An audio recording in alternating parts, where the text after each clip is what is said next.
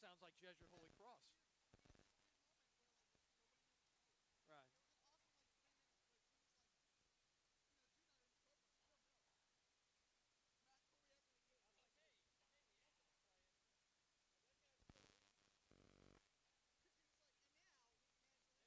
There you go. Oh, it's like a.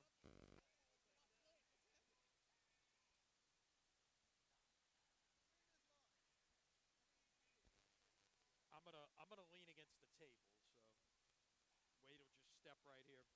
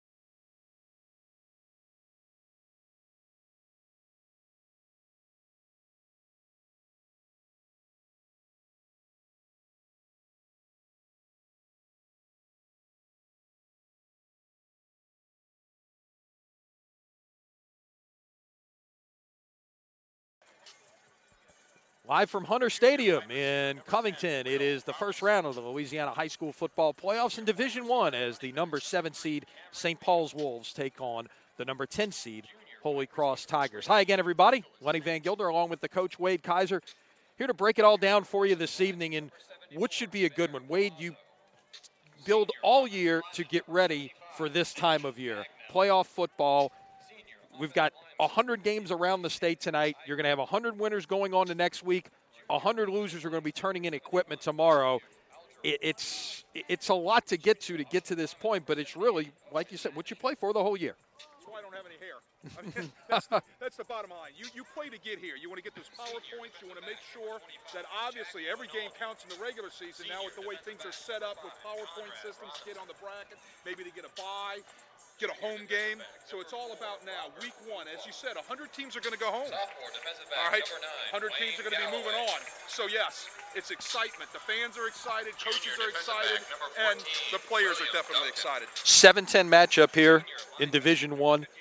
These two teams, interestingly, one of the things that we really have struggled with, especially since the non-select select split has taken place, you get a lot of first-round rematches. Right. In this case, you've got two teams that haven't faced off in a decade, so it's a little bit unusual. I haven't played since 2006, although there is some familiarity in that Kenny Sears, the St. Paul coach, is a Holy Cross grad. Right. Well, this is fun. And I've been where you're going to be playing somebody where you might have played them in week 9 or you would play them in week 8. Now you're playing them in week 11 in the playoffs. This is fun for both teams, the unfamiliarity, all right? It's going to make the game a lot more interesting and a lot more intense for both sides. Well, earlier tonight I had a chance to catch up with both head coaches. First, let's hear from Holy Cross coach Eric Rabato and his thoughts on his 2017 season as well as keys to victory this evening. Coach, it's playoff time. Talk about your season to date. Obviously, the grueling run that is the Catholic League and a chance to step out of district in week 10 before you go into the playoffs. Assess where you are as you head into the playoffs. Really, we've been inconsistent. I hate to say it like that. We've had our good moments and then our down moments. I've been in every game, but we need to clean up a few parts of our game to be competitive here tonight against a good St. Paul's team. Kind of unusual from what we've seen. So many times you end up seeing somebody you've seen in the regular season. It's a team your school hasn't faced in a long time. What have you seen from them? What are your keys to victory tonight? It's the same every week. We'll say it. On offense, we need to protect the football and establish a running game. And on defense, we need to, not give up the big play and tackle. If those are the things we can do, I think we'll be competitive tonight, have a chance to win in the fourth quarter.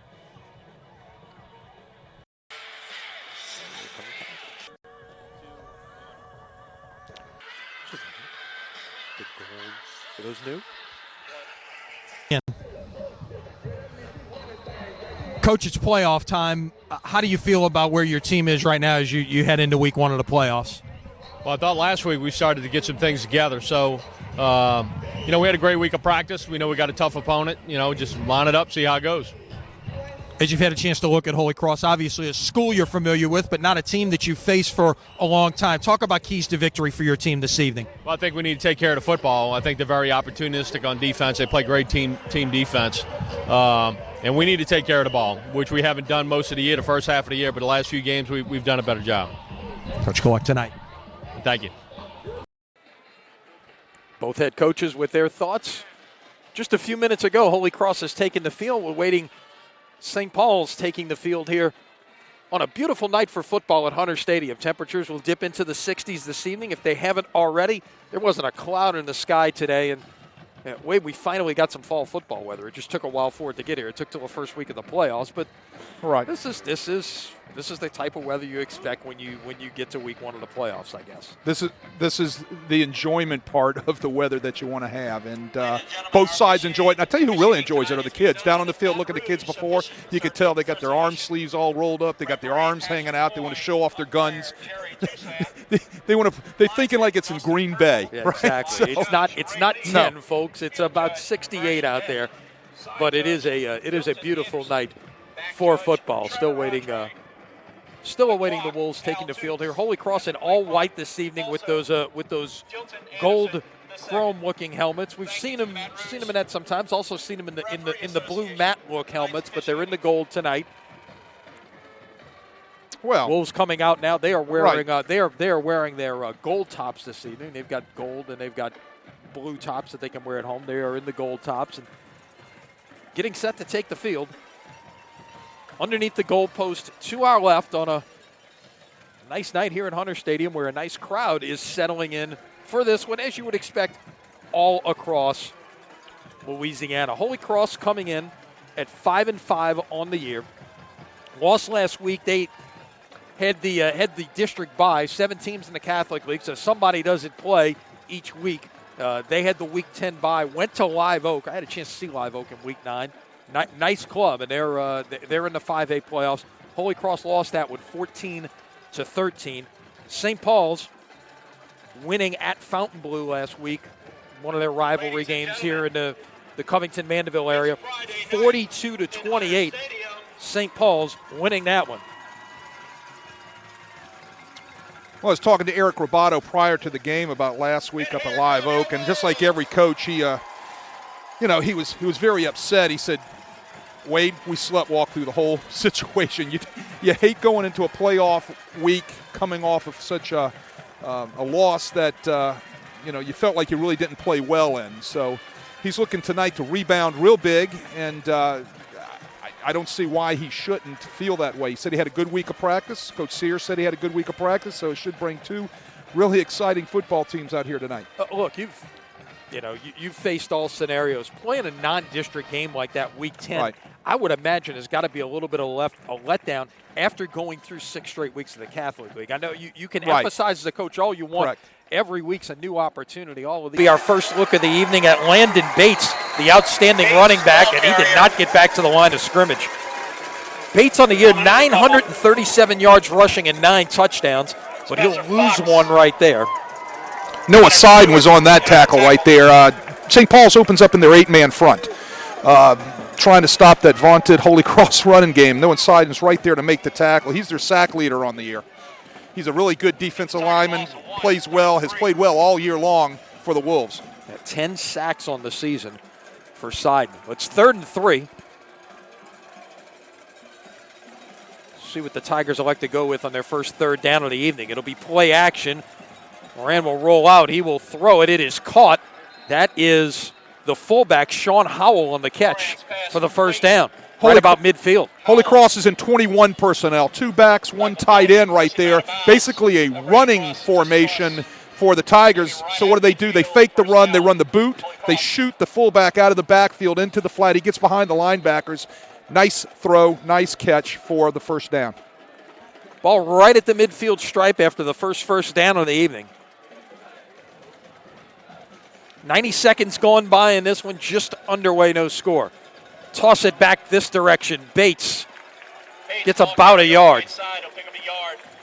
The old student body right toss sweep out there. Bates has been doing that all year long. He's one of the leading rushers in the Catholic League, and he's made a lot of yards off the simple toss sweep. Pull a couple of guards out in front of him, try to get a kick out, try to get a seal. It's kind of like Vince Lombardi says, your job is to kick out, your job is to seal. This is the alley where you're trying to run. 2nd and 9.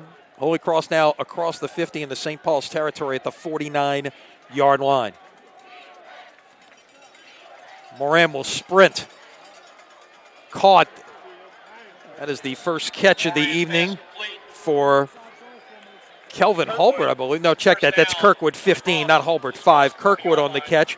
The sophomore, his 21st catch of the year. And it gets past the sticks. It'll be a first down at the 39-yard line, a gain of 10. A lot of cushion out there given by the St. Paul's corners right now to the Holy Cross receivers. So they're taking advantage of it. They're breaking their routes off right at the boundary. The quick sprint outs and the quick routes are being successful right now for the Tigers. Now Holy Cross in 4 wide. They'll fake the give and throw the little screen pass, and it's well defended there. It was number 16, Jalen Johnson, the freshman, on the catch. He lost a couple. Jack Benaldi comes up from his corner position. You'll be able to see it right here on the replay. He's going to come up against the bubble screen. He's going to rip through the defender right here and makes a very nice tackle for no gain. Officially a loss of 2 on the play. Like not a very good spot. It looked like it was back at about the 40-yard line. They spotted it at the 41, so it's 2nd and 12. 4 passes, 2 runs thus far in this opening drive. Now a good look and a good hole that Landon Bates pops through for a first down. Nice job up front on the inside zone blocking. Everybody zone stepping to their left, getting a body on a body. You'll see it on the replay. Nice movement by the guys in white on the offensive line. Look at the cutback right there, the jump cutback by Landon Bates. Nice vision, one cut, straight ahead. That's what you tell running backs to do. One cut, go. One cut, go. 17 on the carry after nothing on his first 2 carries. And now Holy Cross has moved it inside the St. Paul's 25 on this opening drive of the game.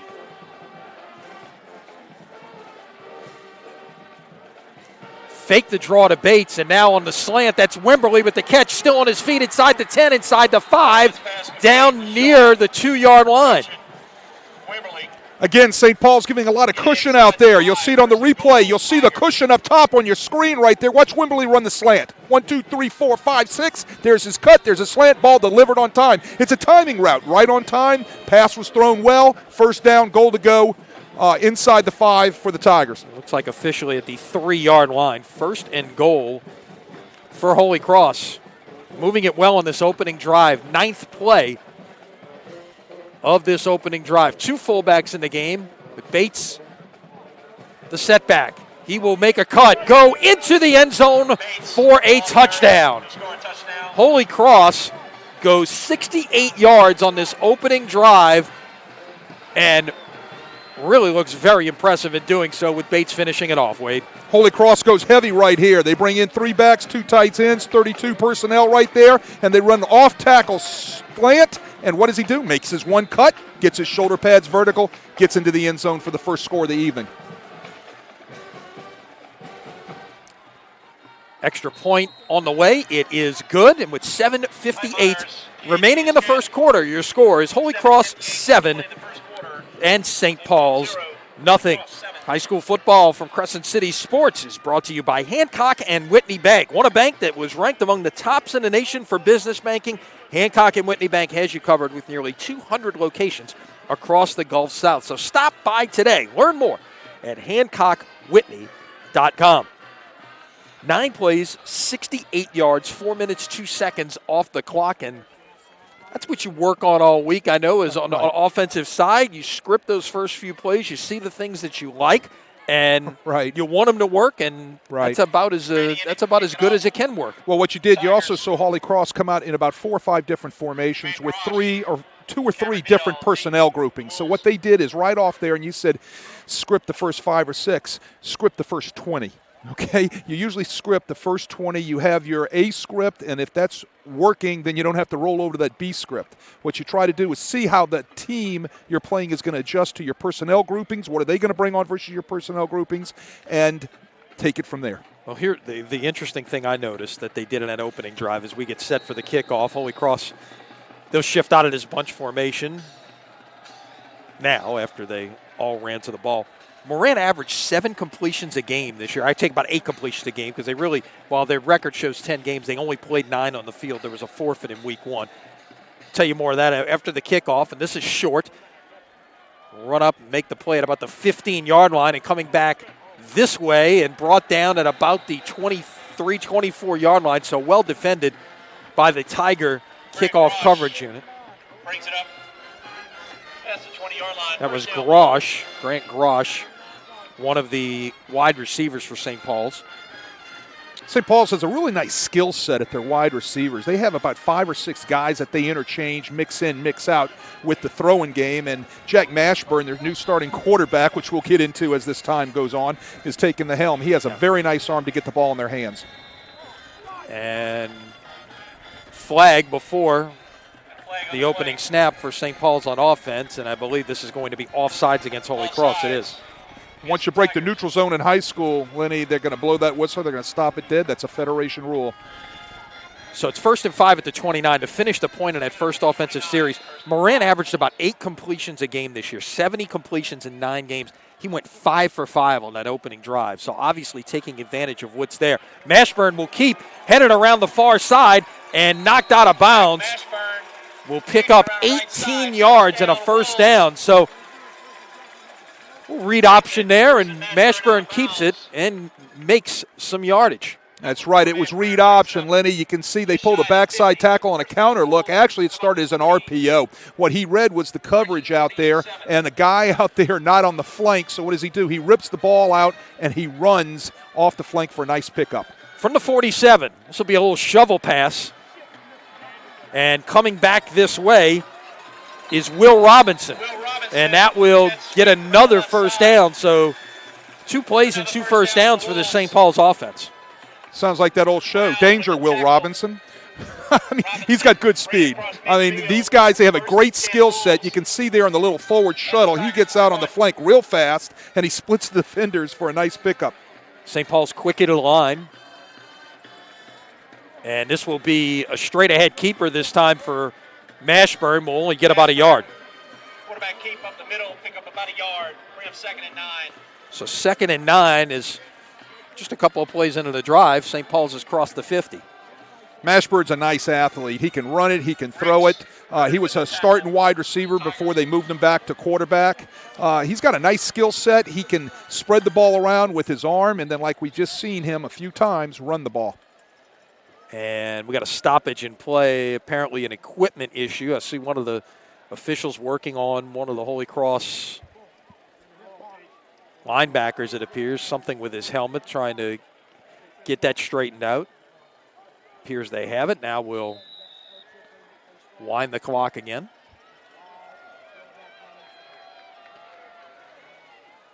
They'll check with me on the sidelines. All 11 turn and look towards the bench. Haven't had a chance to call Corey Williamson's name yet, and won't again, as Mashburn will keep this one, runs it off left tackle. So we've seen a couple of design runs here. There was no real option of any kind there. Those were just design runs. I know that can be tough for a defense, Wade, having to account for a quarterback as a runner as well. Everything you do a lot doesn't necessarily account for that. That's correct. He becomes the 11th guy out there that's a threat. I mean, the next skill guy that's the threat. And you've got to account for him. If you've got to run the quarterback off of all the RPOs and the zone reads and everything that they're going to do, you got to account for him. 3rd and 7 at the 38. First third down for the Wolves. Mashburn going far side and well defended by the Tigers on that little screen pass. That was Grosh on the catch, but he did not get to the sticks. Tyler on the tackle. Tyler Grubbs. Watch Tyler Grubbs get out there. This guy can play, Lenny. Yeah. I tell you what, I've watched him 2 or 3 times this year. Look at this Mike linebacker run out there and then light this guy up. Very nice. I like that. That's what you like to see out of your Mike linebacker. 122 tackles in 9 games this year. That is a lot of stops. And on 4th and 6, St. Paul's is going to go for it. You're kind of in that no man's land right here. Too far away to kick a field goal. Probably too close to punt. You take a chance and you go for it right here on 4th and 6 at the Holy Cross 37-yard line. Mashburn. That's batted down at the line of scrimmage. That may have been Grubbs again, Wade. That was Grubbs again. He is a sophomore. He is a load as far as his body size. And this cat can flat run for being 6 foot, 240 pounds. I was down on the field earlier watching him during warm-ups. He is a nice-looking specimen. He has a great future in front of him. He continues growing. He continues working. He's a fine football player. So Holy Cross will take over on downs for its second possession in the evening. The ball at the 37-yard line. 4 wides again for the Tigers with Bates alongside Moran.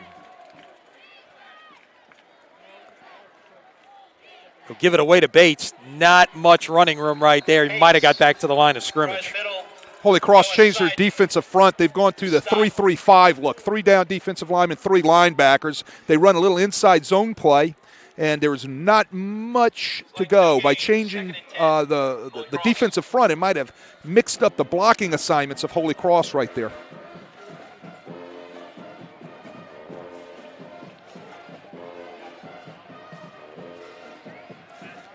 Second down 10 from the 37-yard line.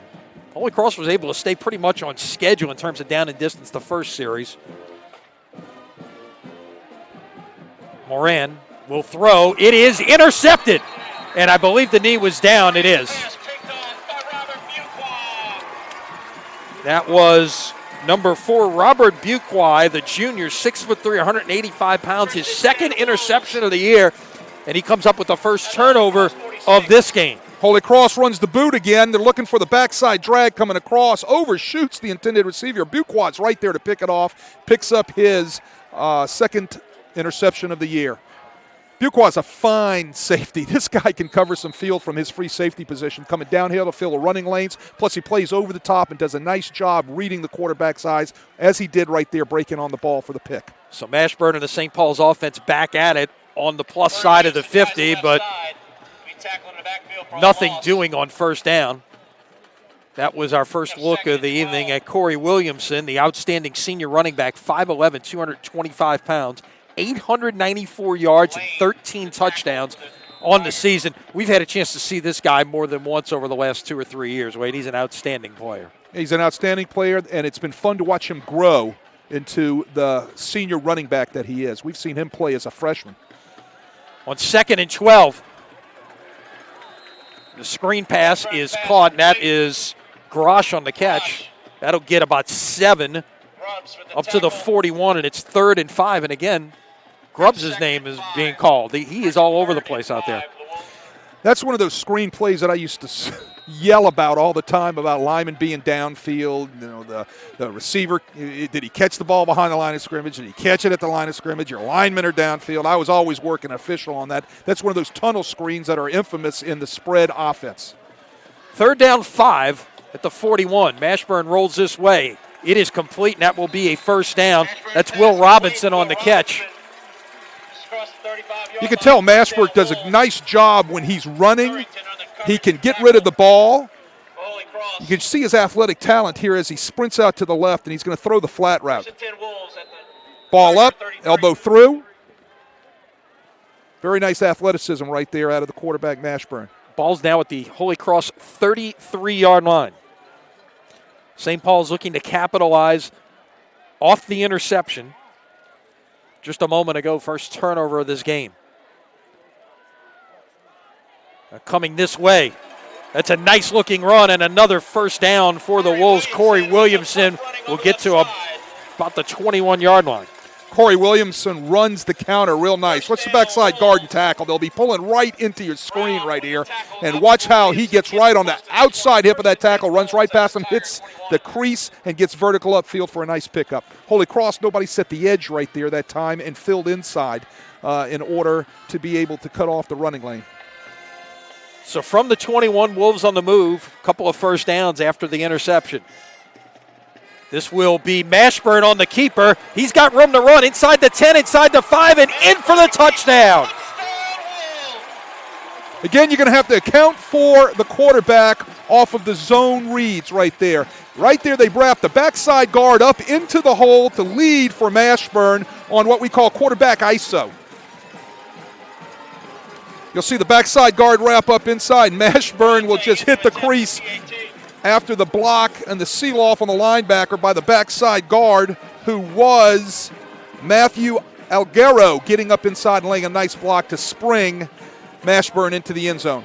Extra point got tipped. It got tipped at the line and hit the crossbar, and it's no good. Remember that one. Remember that one, because now it's 7-6 game. Here's a good look at it. It looks like it's going to get tipped right off the edge right there. If I'm not mistaken, that looked like number 26 coming off the edge, making that particular. Might have been Joshua Gillard, the linebacker coming off the edge very possibly there, but almost got through. It hit the crossbar and bounced away. So it's a 7-6 ball game. 5 plays, 46 yards, 2 minutes, 8 seconds on the drive. St. Paul's capitalizing after the takeaway.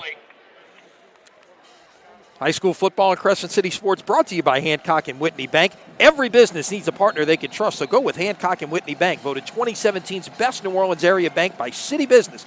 See how they can help take your business to the next level at HancockWhitney.com. Kickoff return will come back to about the 30-yard line, and Holy Cross will take over from there. 2 minutes and 15 seconds remaining here in the first quarter. It's going to be interesting to see what type of front St. Paul's will come out with in this series. They've come out in their 4-man front, and they've come out in their 3-man front, their 3-3-5. Looks like they're back out in their 3-3-5 front, so that's going to be interesting to see the adjustments that Holy Cross made on the boundary for this particular front. And now you've had a chance to go back over and talk about it after a series, and we'll see exactly what kind of adjustments are made. From the 30. Give it away, and they did a nice job of blocking there as Bates gets near the first down marker. Holy Cross comes out in another set right there, another set of personnel, and 20 personnel. 2 backs, no tight ends. Lead the fullback through on an ISO, and we get a nice pop up the middle. You'll see right here on your replay, great blocking up front by the guys in white, and there goes your tailback right there. Bates hitting the crease for a nice pickup. Brings up a 2nd and short. 9 yards on the carry, 2nd down 1 at the 39. You love those 2nd down and 1s. Those are easy to call, Lenny. You could take a shot here if you want to. You feel like you got 2 chances to make the yard. Let's see what they do. They will instead give it away to Bates. Looks to bounce it outside. Does a little bit and gets the first down. You know, an offensive coordinator's dream, Lenny, is to be in that 2nd and short call because now everything on your play sheet comes into perspective for you. I mean, it's not so much about 3rd down percentages. Everybody talks about 3rd down ratio percentages. It isn't about 3rd down. It's about 1st down and what 1st down does for you.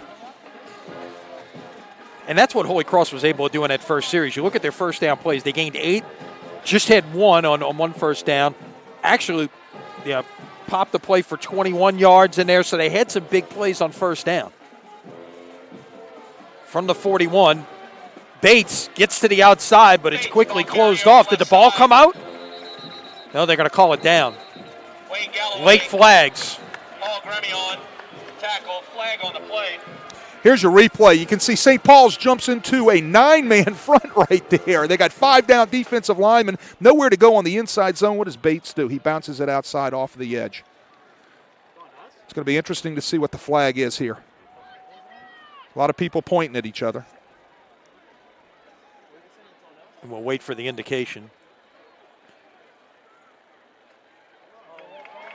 It's a dead ball personal foul against the Tigers, which will up. And it'll be 2nd down now and about 23 after the 2-yard gain by Bates. This should put the ball back about the 28-yard line. We'll wait for the official spot. Well, that's so. You talk about you talk about staying on schedule and down in distance. Now you're off. That's schedule. the kind of thing that really knocks you off schedule. Well, you don't have too many 2nd and 23 calls. I'm sure. None on the play sheet. None. 2nd down. None. What you're trying to do is get it back to the original spot, and then maybe take a 3rd and long shot off your play sheet. All right, but 2nd and long, you don't have it. It isn't there. Under a minute to play here in the 1st quarter.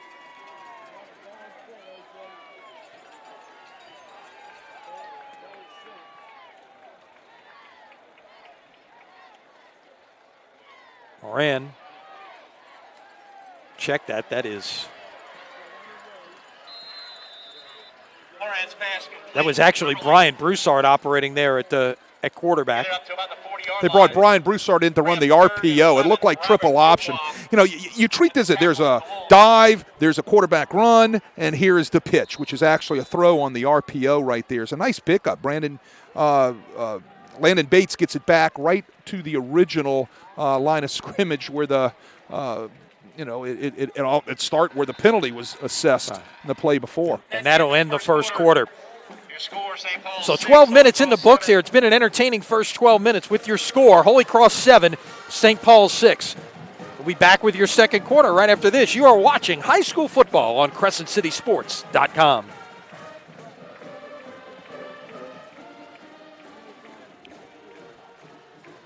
They snuck in another quarterback.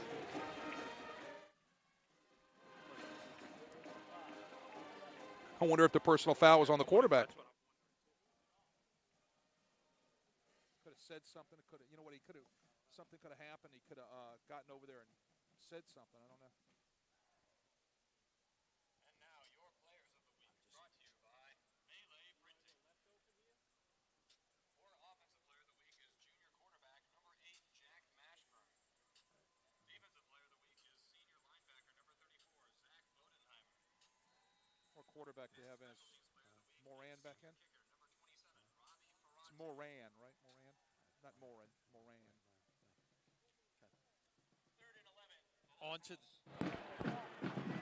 On to the second quarter here. Holy Cross will begin with a 3rd and 11 from the 40. Moran taking a shot downfield. It's caught. First down and then some. Nicely executed by the Tigers on 3rd and 11.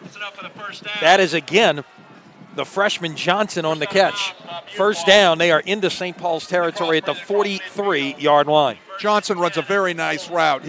Looks like he's running a rail route off of a curl combo. He breaks it off right at the sticks, and the ball's delivered on time. Nice throw by Moran. Gets him out of a deep trouble right there and gets it across midfield. 2nd and 23 and a couple of plays you managed to convert. That's one of those things you put a note by and you look back on it as something that could be a turning point later on down the line. From the 43, Moran will take a shot down deep. He's got Wimberly. It's caught at the 5-yard line. Wimberly had one-on-one coverage out there and gets it down to the 5, a gain of 38. Wimberly's been doing this all year. He's got that nice climbing speed. What he does is he steps on the cushion of the defensive back right there. They say run on his toes, and that's what he does. If you're even, you're leaving, and he was even, he was leaving. The ball was out and put on target. Nice throw, nice catch. Three straight completions for the Tigers. They've gained 67 yards to get it to the 5. Full house backfield. Toss sweep to Bates, far side. Looking to get there, and he is in for the touchdown. Landon Bates with his 2nd touchdown of the night on a 5-yard run here in the first minute of the second quarter gives Holy Cross a 13-6 lead with the point after coming. Student body right. Toss out to Bates. You can see the motion in the backfield by the back. They're getting a guard out there. They're getting 2 fullbacks out there. Nice blocking on the perimeter by the wide receiver. Result, touchdown. That was Kirkwood out there on the perimeter getting that block. So Holy Cross will try the point after here to make this an 8-point game. 44 seconds gone by here in the second quarter. And that is good by Heitmeyer. 11:16 left to play in the second. So your drive goes 7 plays, 70 yards, takes 2 minutes and 59 seconds. And it's now a 14-6 ball game. Wimberly's been doing that type of thing all year, Lenny. He's been able to run nice routes, be able to get on top of defensive backs, get separation. And Moran, has been able to put the ball where he's needed to in order to let Wimberly run to it. This portion of Crescent City Sports Prep Football presented by Yield College Inn and Rockin' Bowl. College Inn, a true New Orleans farm-to-table restaurant, open Tuesday through Saturday for dinner, and home of the New Orleans Prep Sports Hall of Fame. Maybe one day Wade Kaiser's picture will be in that New Orleans Prep Sports Hall of Fame. Well, the only place right now it is in the hallway of my house. And I'm happy about that. Kickoff down to about the 8-yard line. Coming back this way on the return and down to about the 23-yard line. That was Cameron Vidal. 8th return of the year. He's averaging about 22 yards a return coming in to the playoffs. So St. Paul's will take over with 11:09 remaining here in the second quarter from the 24-yard line. Lenny, it's almost as if Holy Cross couldn't adjust to Mashburn's speed. I don't know if you noticed that in the previous series. It's going to be interesting, again, to see the adjustments on both sides by the coaches to see how they adjust to each other. It's going to be interesting to see how Holy Cross plays Mashburn. Mashburn complete and still on his feet with room to run down near midfield. That is Will Robinson for a gain of 24 yards. Off a bootleg action, Will Robinson comes wide open over the center on a climbing route from the backside at about 14 yards. Nice catch. But look at the poor tackling right here. 1, 2. 2 missed tackles right there. Finally, your third guy trips him up. Finally, third guy trips him up. Exactly. So from the 24 to the 48, Wolves quickly on the move here.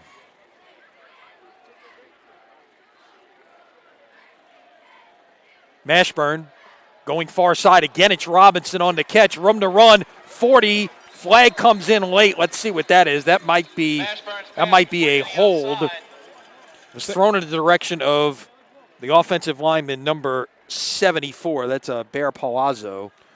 Run pass option right there. They swing it out on the pass because they had the numbers out on the edge. What they might get is either a hold on a receiver out there as the receivers were tied up with those defensive backs. And the direction that it came in from and where it was thrown is way away from the play. And that's the thing I know that as a coach that frustrates you, seeing a penalty that ends up really not being a factor in the play. It's an illegal block in the back. The penalty, that was declined. Now they'll accept the holding call. So there were actually 2 fouls on the play. Right. Let's see where they mark this off from. The holding call came before the block in the back, so it's a spot foul. It's going to be 10 yards from that spot. So they're going to get more yards penalized by taking the holding call. And they'll actually put it down at the 45-yard line. So it was still downfield. So it's going to be 1st and 13.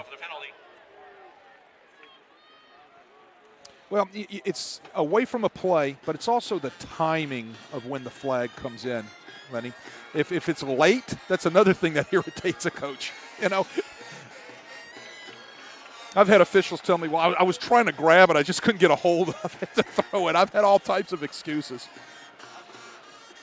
On 1st and 13, they'll give it away to Williamson. He will not get back to the original line of scrimmage. Gets about a yard, so it'll remain 2nd and long here. So far, Holy Cross has done a pretty nice job of handling Williamson. Williamson's been averaging 5.2 yards and a carry all season long. He's a fine running back. We've seen him as a freshman, as we were saying. We've watched him grow up every year that we've done a game up here on the North Shore here at St. Paul's. 2nd and 12 at the 46. Mashburn with a little throwback screen here. Coming underneath, and it was well defended by the Tigers that time.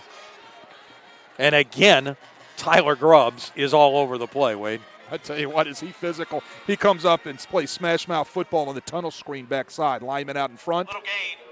Whack, and finish right there. Tyler Grubbs finishes it off. I believe that was number 13 on the catch there, whose name we've called quite a bit tonight, Grant Grosh. Leading receiver on this team coming in at 34 receptions. Mashburn was the 2nd leading receiver on this team with 29 catches. Throwing downfield, nearly intercepted. And that was Kyrie Currington, who's got 1 interception on the year, along with 4 pass breakups and 51 tackles. Nice diving effort, but could not haul it in. You're seeing the 3-by-1 set right here from St. Paul's. You're going to see the verticals. Ball's thrown just a little late, which allows Carrington to be able to break on the ball and get a hand on it. Wimberley is deep. Saw Wimberley pop an 80-yard return for a touchdown against Jesuit that was called back by penalty. So he's got the ability to break it. He'll call for a fair catch here right about the 19-yard line. So Holy Cross with an 8-point lead will take over there with 8:41 remaining here in the second quarter. Early thoughts, again, with playoff football, you hate to use those boxing analogies, but are you really trying to feel each other out right now to a certain degree? No, it's been felt out. You're beyond that. We're in the middle rounds now. Yeah, we're in the middle rounds, and what's happening is still, as you can see, St. Paul's comes out in a 5-man front right there. So they're still playing with their fronts, and Holy Cross is still having to do a little bit of adjustment, but it's all been talked about on the sidelines already. Give it away. This is Bates bouncing it outside and room to run. Out past the 30-yard line, and he'll get the first down. Everything's stacked up inside because of St. Paul's 5-man line. So they try to run power O at it. Everything gets crammed up inside. The good running back that Bates is, what does he do? Watch him bounce right there. There's your bounce. And then look at him split the seam of the defenders right there to pick up nice yardage as he continues to finish off the run. And again, Holy Cross getting good blocks on the perimeter from their wide receivers. one of those things in football that really is underappreciated. If you The can't- ability of right. wide receivers to block. Well, I used to always tell them, you're not going to get a ball if you can't block. Bates coming back this way on the counter. Breaks a couple of tackles, trying to hang on, and he will get about 4, maybe 5. You get so many yellow shirts in there, you got to watch the strip right there, and I think Bates was trying to be very cautious of that. Tell you what, Bates sticks it up inside hard right there. He needs to take that ball away, though. He has it a little bit away from his body. Got to get it high and tight. 38. So you're on schedule here with 2nd down 6, the ball at the 38-yard line. 2nd and 6, you got that call on your sheet. You got a lot of things you can do right here. It's a nice screen down, nice play action pass down. St. Paul's stacking the box. Holy Cross just with 2 wide receivers. Bates up inside, fights hard, breaking away and up near the 1st down. Bates, some hard running. Or you can run inside ISO. Close to the first down. Pick up We'll wait and see. close to 1st down yardage, puts you in 3rd and real short. They give him the 1st down. Oh, they did. Move Yes, the they did. chains. Down for the Tigers. So 3 carries, all Bates on this drive for 24 yards thus far. Running hard. He's carrying players with him right there. Holy Cross is doing a nice job up front. They're getting some movement on that defensive line of St. Paul's. And turned into the press box from the home side. Closing in on the 7-minute mark here in the 2nd quarter. Holy Cross driving and leading this one 14-6. Play action this time to Bates. Taking a shot is Moran. He's got his receiver, and that is a 1st down, and that is Kirkwood on the catch. First down. Kirkwood runs a nice route out there. Again, he gets separation from the defensive back. You'll see him extend his stem. He'll break it off at about 14, come right back down the hill to 12 yards. The ball's delivered on the curl route for a 1st down. I like that throw on 1st down. You got to be able to mix things up, and you can't become very predictable run on 1st down. Not seen an incomplete pass yet from Moran. The only Well, don't jinx him. only one he's thrown other to his teammates was to a St. Right. Paul's player. Coming this way, that's a new back in the game that time, and that is the backup, Hulbert on the carry. Flag comes in. He did have 1st down yardage. Let's see where the flag is about. Holy Cross players signaling that it might be against St. Paul's. Officials will chat about it at the 20-yard line as you get another look at Hulbert just getting some green space out on the wide side there. I think you're going to see a face mask call here. Just depends on if it's personal foul or not. It's not a personal foul, so that's a 5-yard variety, unlike what we see now in college football. Everything is a 15-yard. They've taken the enforcement out of even the pros, I believe. So it's and here where you want the easier enforcement, you still have the option of 5 or 15 yards. So And it's the smart thing to do. I mean, it's unintentional. Let's don't intentionally penalize the penalty. I mean, if you understand what I'm saying, or the team. Holy Cross in the red zone now, looking to add to this 14-6 lead. It's once again Hulbert with room to run up the middle, down inside the 5 and spinning forward to about the 4, and it'll be 1st and goal, Holy Cross. Hulbert comes into the game with 258 yards rushing this year and 2 touchdowns. He's been averaging 5.47 yards a carry. Watch him split it right up the middle here. Gets his shoulder pads low, finishes forward. Nice technique by Hulbert. Nice run, 16 and 12 yard. Your reward. Come stand with us. Bates is back in the game. At the 3. Does anybody besides 23 touch the ball in this situation down close? Let's see. They'll give it away to Bates. Looking to bounce it outside. Nowhere to run, and a host of gold jerseys meeting him at the 5-yard line. Very nice job defensively stacking up the power O play by Holy Cross. That was, I believe, if I'm not mistaken, number 83, Noah Seiden, as well as Nick Picone right there on that tackle. 2nd and goal from the 5. Good job by those gold jerseys moving to the football right there. Also in on that tackle, I believe it was Spencer Fox, number 90. So from the 5, second and goal, Holy Cross will stay with the power look here. Bates in the eye, and timeout is called as Eric Roboto sprinted down to about the 10-yard line to try to get the attention of one of the officials there to get that timeout called. So it'll be second and goal from the 5 when we resume here with 5:09 remaining in the second quarter. This portion of Crescent City Sports Prep Football presented by Ye Olde College Inn and Rockin' Bowl. Catch 90 degrees west tonight. A good show tomorrow night. Amanda Shaw and the Cute Guys plus the Mia Kiley Band tomorrow night at Rockin' Bowl. And every Tuesday, it's the Greater New Orleans Sports Foundation Quarterback Club luncheons at noon. Always a great time to football, good fellowship, get a chance to catch up with a lot of people who love the sport of football just as much as we do. Love to be there. I'm teaching class. I can't get one out of these. class. One of these. You got the coming up on Thanksgiving week. You could probably get over there maybe Thanksgiving week. I know, you get a chance to get to that. Just like coaches want to be coaching Thanksgiving week, you want to be practicing. It all depends on the honeydews. There you go. Second and goal from the 5. Now they'll spread out into 4 wide receivers. Bates still the setback, the sidecar alongside Moran. He will throw it. And that is nearly intercepted. First pass, they hit the ground there. Well, he's getting an earful right now from the offensive coordinator from Holy Cross. He need to just throw that away. He's trying to extend the play, Nobody's open. Great coverage by St. Paul's. Let's just throw the ball away and come back and play third down. Almost did something that could have changed the scope of the way things are going in this ball game with 5:03 left in the first half.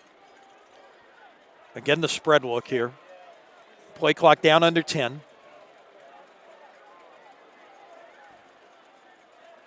They'll give it away this time. Bates looking to find room to run. He's pushing, but he's going to go down about the 3-yard line. They give him maybe a yard. 4th and goal. I don't have a big problem with that, Wade, right there. For one thing, you got a very good kicker in Heitmeyer. You get the points on the board right here. If you can pop something out of the spread, that's great. But you get the points on the board right here, and you got a 2-score lead. I agree, and I think they needed to rethink their third down play, and I think when they look back at it and they go back over it tomorrow, they're going to reassess what exactly happened on third down. Breakdown in a route, not a good read by the quarterback. They're going to want to take that one back again, and they'll talk about that to their football team and say, hey, we've got to make sure this third down becomes more productive. So Heitmeyer is on. This will be a 22-yard field goal try. Play clock down to 5. They'll get it away. Kick is on its way, and it is good. So Holy Cross stalls out in the red zone, but yet gets the field goal from Heitmeyer. 22 yards on the field goal, and it wraps up a drive that took 10 plays and covered 76 yards and took 4 minutes and 35 seconds off the clock. You take out that one interception that came on the second play of a drive. This has been a pretty solid offensive effort thus far in the first half by Holy Cross. It's been a solid effort, but it's also been a very nice balanced effort. They're throwing the ball around a little bit. They're getting it into their receivers' hands. Moran's on target tonight except for his one interception. And then, of course, you've had 2 running backs come in and really supply that 1-2 punch for that running game of Holy Cross that has allowed them to put these points on the board. Termini handles the kickoff for Holy Cross, 37, Trevor Termini. And he will boot it away from the 40-yard line. This one is shorter, and it hits the ground. It's picked up by the return man about the 15-yard line, and he's got room to run. Out past the 30 to about the 35. That is Grosh on the return. That was dangerous, and that you really don't want to let that ball hit the ground right there. Too many times you see those things take hops and end up in the hands of the wrong team in that situation, but yet Grosh was able to still turn it into something. Never let the ball hit the ground. I mean, that's just the key you teach all returners in the kicking game. First of all, catch the ball, make sure it doesn't hit the ground. That thing, because it isn't round, goes in different directions, like you said, Lenny. Bad things can only happen. High snap, but it's handled by Mashburn, and he will keep it and get the first down and then some. He is still on his feet, but he stepped out of bounds back at the 40-yard line of Holy Cross. Holy Cross brings a blitz right there from their Mike linebacker. Tyler Grubbs kind of runs himself out of the play. And then all of a sudden, no linebacker support there. You see an athlete like Mashburn running around in your secondary, he's going to go a long way. Play started at the 35, ended at the 40 of Holy Cross. A gain of 25 for Mashburn. Second big running play we've seen out of the quarterback's legs this evening. He's actually the leading rusher for these Wolves. Holy Cross has now jumped into their three-man front, so they're trying to mix up their fronts a little bit to see what they can do in order to put a little pressure on that St. Paul's offensive line. Give it away this time, and that is well stopped by the Holy Cross defense. Corey Williamson is stood up behind the line of scrimmage. And guess who again? We've only called number 52, Tyler Grubbs' name about half a dozen times or more thus far this evening. Watch the Mike linebacker right here. He has a clear call, steps up into the hole and meet Williamson right in the teeth. This guy can play. Closing in on a 3-minute mark here in the second quarter. Second down, 11. These are the kind of situations that have stalled out St. Paul's drives previously. Let's see if they can reverse that here. Yep, there we're going to see a flag as leaving just a little early there was Logan Davenport, a running back / wide receiver lined up out wide there. He plays both spots. That's going to put gray hair in Coach Sears. That just rips you up because a wide receiver shouldn't be listening to the snap cadence. He should be looking in at that ball. He doesn't move until the ball moves. So move them back 5. It's 2nd and 16 at the 46 as we close in on the 2-minute mark here. The pitch, Williamson will spin away from one tackler, and he's met by two others. Got about 3, maybe 4 yards on the carry. Run the option. Nice support by Holy Cross coming from the secondary to play the option pitch. Here it is, speed option because there's no lead blocker. He pitches it out right there, and you can see nothing but white jerseys coming from the secondary, led by number 21, Drew Stevens, coming up from his corner position to add the support. Stevens, big play, man, on this defense. That is complete. Frosch breaks the tackle. He's going to get the first down and then some. Down the sidelines, inside the 20-yard line. Missed tackles will kill you every time. He broke 2 tackles in the Holy Cross secondary on the crossing route. Here comes the crossing route right here. Ball's delivered on time. 1 missed tackle. Bad angle by the second man. Second missed tackle right there. Third missed tackle as he scoots down the sidelines. They needed 14. He got 30, and they're into the red zone at the Holy Cross 14-yard line. This is a big sequence right here, Wade, as we close in on the 2-minute mark. Keep this in mind. St. Paul's gets the ball to start the second half, so you possibly, looking at a back-to-back situation here. If you could score, then you get the ball to start the third quarter. Mashburn will keep. He is finally ridden down. That's a nice job right there on defense by Dominic Lamb, who's got 7 sacks on the year to lead this team, and just was hanging on for dear life right there to bring down Mashburn. Dominic Lamb comes down from his defensive end position, really squeezed down hard off of the down block by the left offensive tackle. Shows his athleticism by changing directions and then reaching out and grabbing a handful of jersey, and as you said, holding on for life and pulling down Mashburn. Lamb, the junior, 6 foot, 230 pounds. This is the screen pass coming back this way, and that is going to be just short of the end zone. I believe he stepped out. That was Vidal on the catch. They're going to say he stepped out at the 2. He reached out and hit the pylon, but it stepped out first.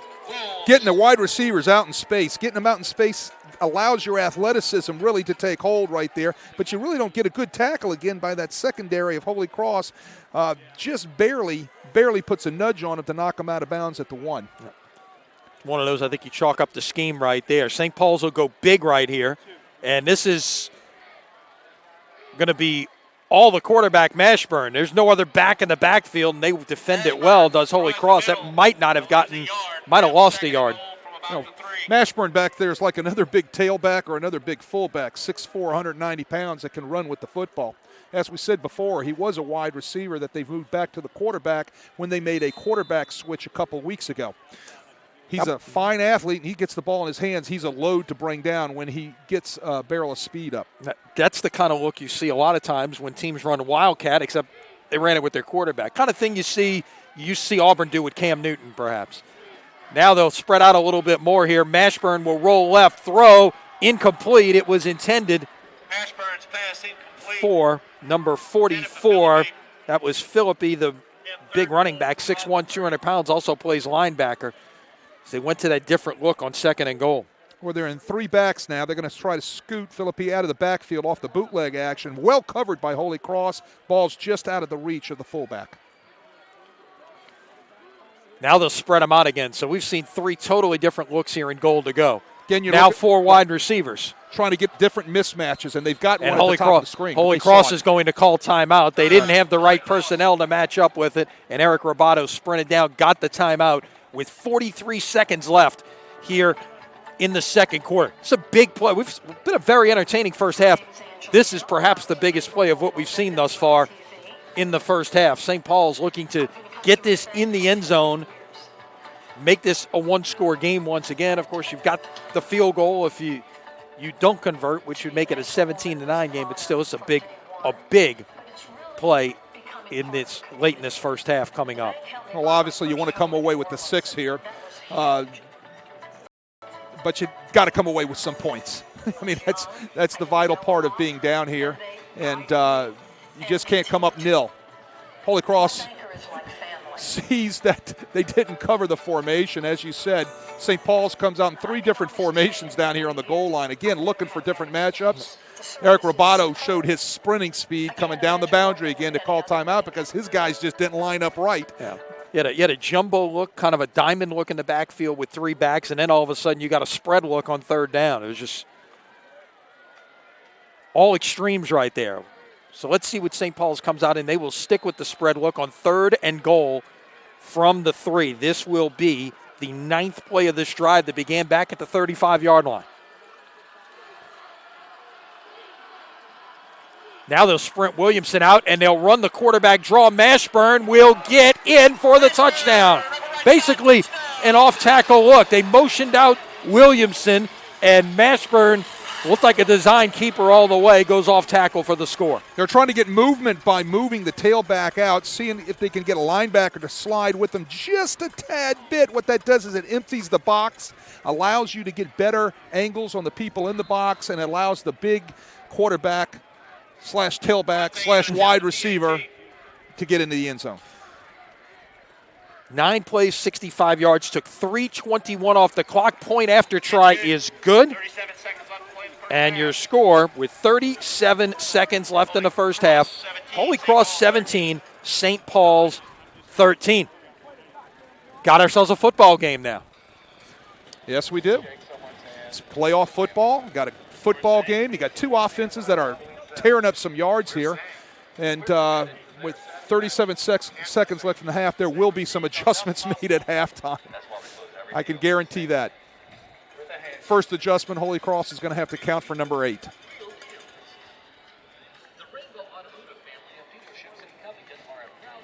You know, we haven't talked about, and I'm sure we will later, the switch up at quarterback that St. Paul's decided to make a couple of weeks ago. 2 fine athletes that they have. We're just looking for a little bit better spark out of one of their other quarterbacks. Short kick is fielded by the Tigers down about the 25-yard line and returned out past the 35-yard line. That was Colby Cage, the freshman defensive back, on the return. So Holy Cross will take over. Let's see, they'll spot it. It looks like at about the 37-yard line with 32 seconds left in the half. You just take this to the house right here, or do you take a shot and try to get something out of it? Well, they've got 1 timeout. I think they can work a boundary here or work a throw and then maybe take a shot, but a little too far right now to take the shot. They've got the receiver that can get on top. I don't know if they've got the arm to get on top from this part of the field right here. He'll come out spread with 4 wide receivers. And Bates as the sidecar. Give it away to Bates. And he's getting about a yard. Quickly, St. Paul's, who's got all their timeouts left, will use one. Scoble, the tackle. Timeout, St. Paul's. Well, So a yard there. We'll catch you up on all of the scores at halftime. Of course, we invite you to go check out the All-State Sugar Bowl scoreboard at CrescentCitySports.com. No better place to get your scores. First quarter score from Yeoman Stadium. McKinley with the early lead on Brother Martin, 6-0. Catholic High up on Shaw, 7-0. That's also in the first quarter. And a second quarter score from Shreveport. Rummel all over Bird, 28-7. So that's the early rundown in Division I. We'll catch you up on much more of those as well.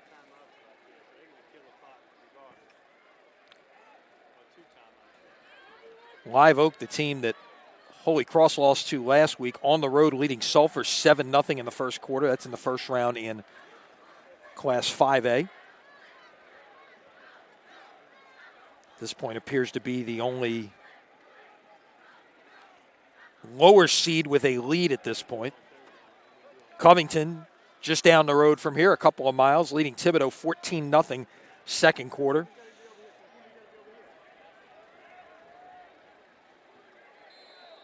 Mandeville trailing Zachary 17-0 second quarter. 37. And Slidell in the 16-17 game in the 5A bracket, leading Dutchtown 21-7 in the second quarter. A lot of teams from this North Shore 5A league made the playoffs. Taking a deep shot there, Moran. Jump ball, and Moran's pass incomplete. that was incomplete as it was intended Jack on the coverage. for Tyler Kirkwood. 20 seconds remaining. Kirkwood, the Well, by intended taking that receiver. shot right there and stopping the clock, that might bring into play a chance for St. Paul to get the ball back if Holy Cross decides to, 3rd and 9. Cross.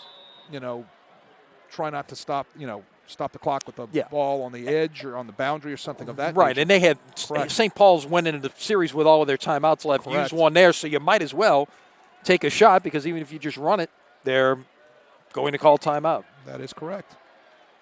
This will be more of a run situation. This is Bates looking to bounce it outside. Can't get to the perimeter, and he's brought down after a gain of about 1, and St. Paul's will use another timeout Pick up about and force a punt right here. maybe 1.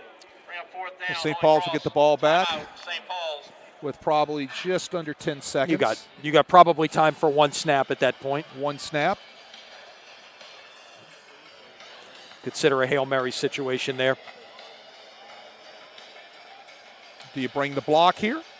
That's the other thing. Do you try to block this right here? Of course, yeah, you run the risk of roughing the kicker and then giving Holy Cross one shot at a Hail Mary perhaps. So, Well, one of the things Holy Cross does is they use a rugby kick. They'll sprint their punter, which is Brian Broussard, out to the right, and he'll try to kick the ball down on the ground someplace down the right-hand boundary. It's going to be interesting to see how St. Paul sets up to defend the rugby kick.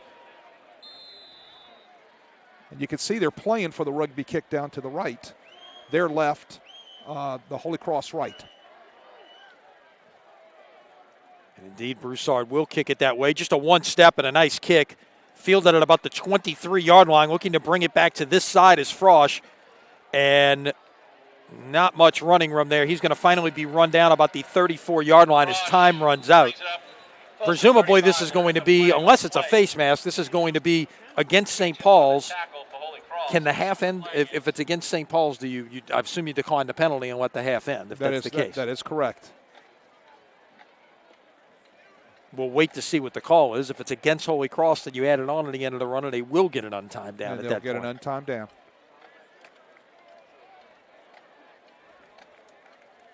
Officials talking about it.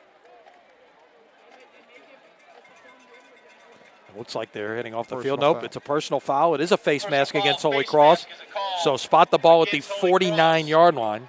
It will give St. Paul's, one untimed down. One untimed down just at about midfield.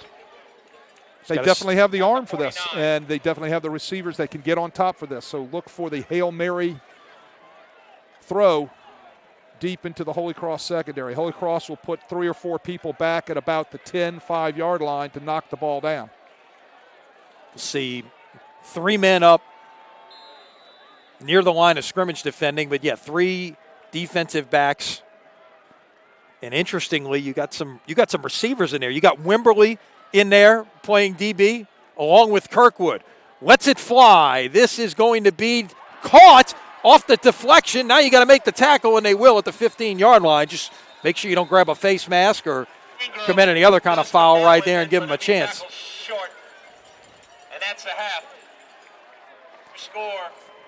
So an entertaining first half, no question about that, as the first half comes to an end on that 36-yard catch by the wide receiver, Gabe Ingram. We are at halftime with your score, Holy Cross 17, St. Paul's 13. We'll check out a little bit of the bands. We'll come back in a little bit, give you some analysis, some stats, some scores, and much more here at halftime from Covington. You're watching high school football on CrescentCitySports.com.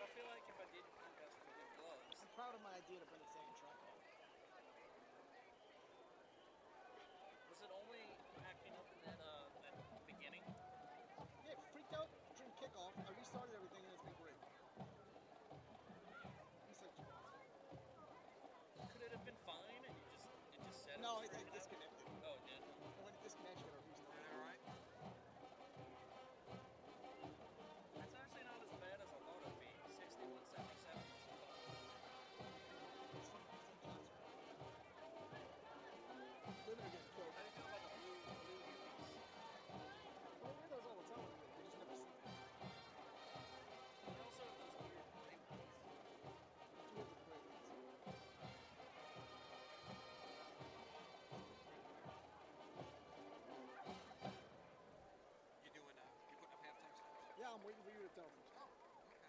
Passing, rushing, total, and I got turnovers already. Just the one. Turnovers are Just the one. Holy Cross 1, St. Paul 0.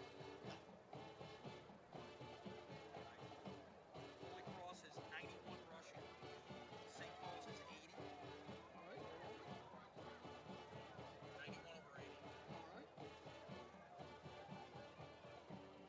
Passing is 135 over 132. That's pretty close. Total yards, And so total is, what is that, Animal? 226. 226 for 212. Yeah.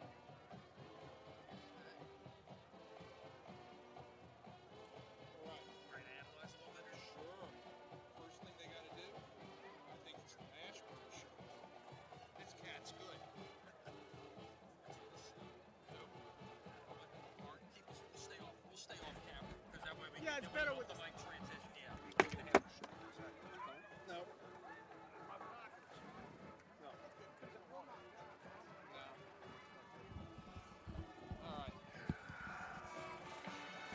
All right, we're going As you take a look at the halftime numbers here at a very entertaining first half. Holy Cross with a 17-13 lead. Lenny Van Gilder, Wade Kaiser with you high above Hunter Stadium in Covington. And Wade, you look at those numbers, and it says just how balanced this game really is right here. Both teams have moved it well, both on the ground, in the air, have been able to capitalize on opportunities in both converting turnovers, the one of the game, and getting into the red zone and being able to, to punch it in and get something. It's,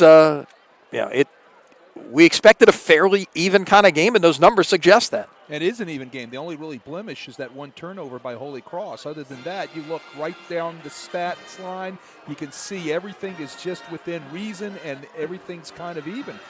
I look at it as from the standpoint, St. Paul's, it's the Mashburn show. This athlete that they've moved to quarterback can throw it, he can run it. He can make a lot of things happen on the RPOs and the read zone options. He's something that Holy Cross is going to have to try to figure out going forward how to account for him. Indeed, and you look at Mashburn's numbers. He's thrown, you see those 132 yards, that's all him. He's 9 of 12 in the air for 132. And he's also run it 8 times for 68 yards, so he's accounted for 200 of those 212 by himself. Holy Cross has done a nice job on Williamson. They've held him to 5 carries for 12 yards thus far. On the other side, Bates has really been kind of the bell cow for this Tiger offense. 17 carries in the first half for 63 yards, as they are really feeding him quite a bit. No, they've done that all year. Yeah, they have. Right. Landon Bates, is, as you said, has been the bell cow of the Holy Cross offense. They know where their bread is buttered. They've got that huge offensive line up front, and they're able to knock people off the ball and put the ball in his hands, and he can make things happen. St. Paul's has done a bunch of things to try to stymie that. They've gone to all types of different fronts. They've stacked the middle. They've they've put people on the outside, and Holy Cross still with Bates finds a way to move the ball, whether it's running it up the middle and bouncing the ball around the ends, or running it outside and making yards that way. But what has also been real nice, as we've seen, is Jaden Moran has done a nice job throwing the ball up top and getting it into the hands of guys like Wimberly and Kirkwood. Yeah, thus far he is 8 out of 11 with the one interception that we mentioned, 123 yards. So, well, it's the balance part of it that you want to look at for Holy Cross, and that's what they wanted to be able to come in tonight and be able to do, is balance things out. If you've also noticed, Holy Cross has thrown the ball well on first down, which has helped their offensive prowess all night in the first half. So, you're both head coaches here. Put on your HC hat for a minute, and you're Eric Robato. What is he telling his team over in the end zone to our right now? Right now, he's telling his defense, we're going to have to be able to stop Mashburn if we want to win this football game. And then the second thing he's telling them is we can't miss tackles the way we have in the first half, because on a lot of our replays, if you've noticed, when the ball is running around in the secondary, these guys are missing a lot of tackles back there. That can't happen with these type of athletes that St. Paul has at the wide receiver position, tailback, and then, of course, with Jack Mashburn. Now, on the other side, all right, if I was Kenny Sayers, the first thing I'm going to have to do is I'm going to put a challenge to my defense. All right, and I'm going to challenge them right now to play a lot more physical up front on the defensive line and at linebacker, because if they don't shut down the Holy Cross running game with their tailbacks of Bates and Hilbert has come in and added a nice 1-2 punch, then their season will be over real quick. So I would issue my defensive line, my defensive front, a challenge. You got to man up. Right. Of course, you're watching us at CrescentCitySports.com. We invite you to go check out the best scoreboard in Louisiana, presented by the All-State Sugar Bowl. Or we'll give you some scores right here, too, because that is what we do. Let's look around, first of all, in Division I. Let's update what's going on there as we wait for the refresh here to come up. And we'll catch you up with those. Brother Martin at halftime at Yeoman Stadium leading McKinley 14-6. That is the 6-11 game. Catholic, second quarter, has pulled away from Shaw. It's a 31-0 Bears lead there. Halftime at Ted Gormley, St. Augustine 12-0 over Jesuit. That is the 5-12 game. And if that holds, St. Aug and Catholic would meet next week in the quarterfinals. And then a second quarter score in Shreveport updated now. Rummel with a 35-14 lead over Bird. So the winner of that game gets the number 1 seed Evangel. If you're Rummel, you're potentially looking here at back-to-back trips down I-10 and up I-49 to Shreveport. That's a long way to go. Again, the winner of this game faces a team that both of them know a little bit in John Curtis. Of course, Holy Cross and John Curtis, both members of the Catholic League. St. Paul's and Curtis have scrimmaged in August for many years, so they're very familiar with each other there. Curtis going in as the 2 seed in the Division I bracket. So really right now this is, in terms of, the 9 Rummel and the 10 Holy Cross leading at this point. Other than that, the seeds are holding, at least in Division I. A lot of familiarity in that Division I, as we said earlier in our pregame show. Some of these guys have already played each other or they've scrimmaged each other. So when you move on to the next round, again, there'll be more familiarity, and teams, have prepared earlier in the year for each other. They'll prepare for each other in the playoffs. Let's whip around a little bit in Class 5A, or I should say, we'll start at 5A. We'll go around the New Orleans area. Okay. Covington just down the road leading Thibodeau 21-0 second quarter. Second quarter in Monroe, Ouachita Parish over Terrebonne 29-0. Those two teams, if that holds up, they would meet next Friday night, and that would be at Covington. Hahnville, that's a game that's actually airing on Your View and on CST tonight. They lead Denham Springs 21-7 second quarter. Halftime in Ruston leading East St. John 21-7. East Jefferson hanging in there with East Ascension. EA with a 14-7 lead over EJ in the second quarter. Second quarter over at Berman Stadium, Landry Walker leading Walker, and what I termed the Confusion Bowl this week, 7-0. So Walker, and that's a 14-19 game, coached by first-year head coach, a guy we're very familiar with in the New Orleans area, Lester Ricard, coaching at Walker. He's done a real nice job for us this year. Yes, he has. And he's playing a 14-year-old freshman at quarterback right now. He's had some injuries at the quarterback position, and to his credit, they've been able to to stay the course, if you will. Second quarter, Zachary over Mandeville, 24-0. I believe that's a 4:29 game going on there.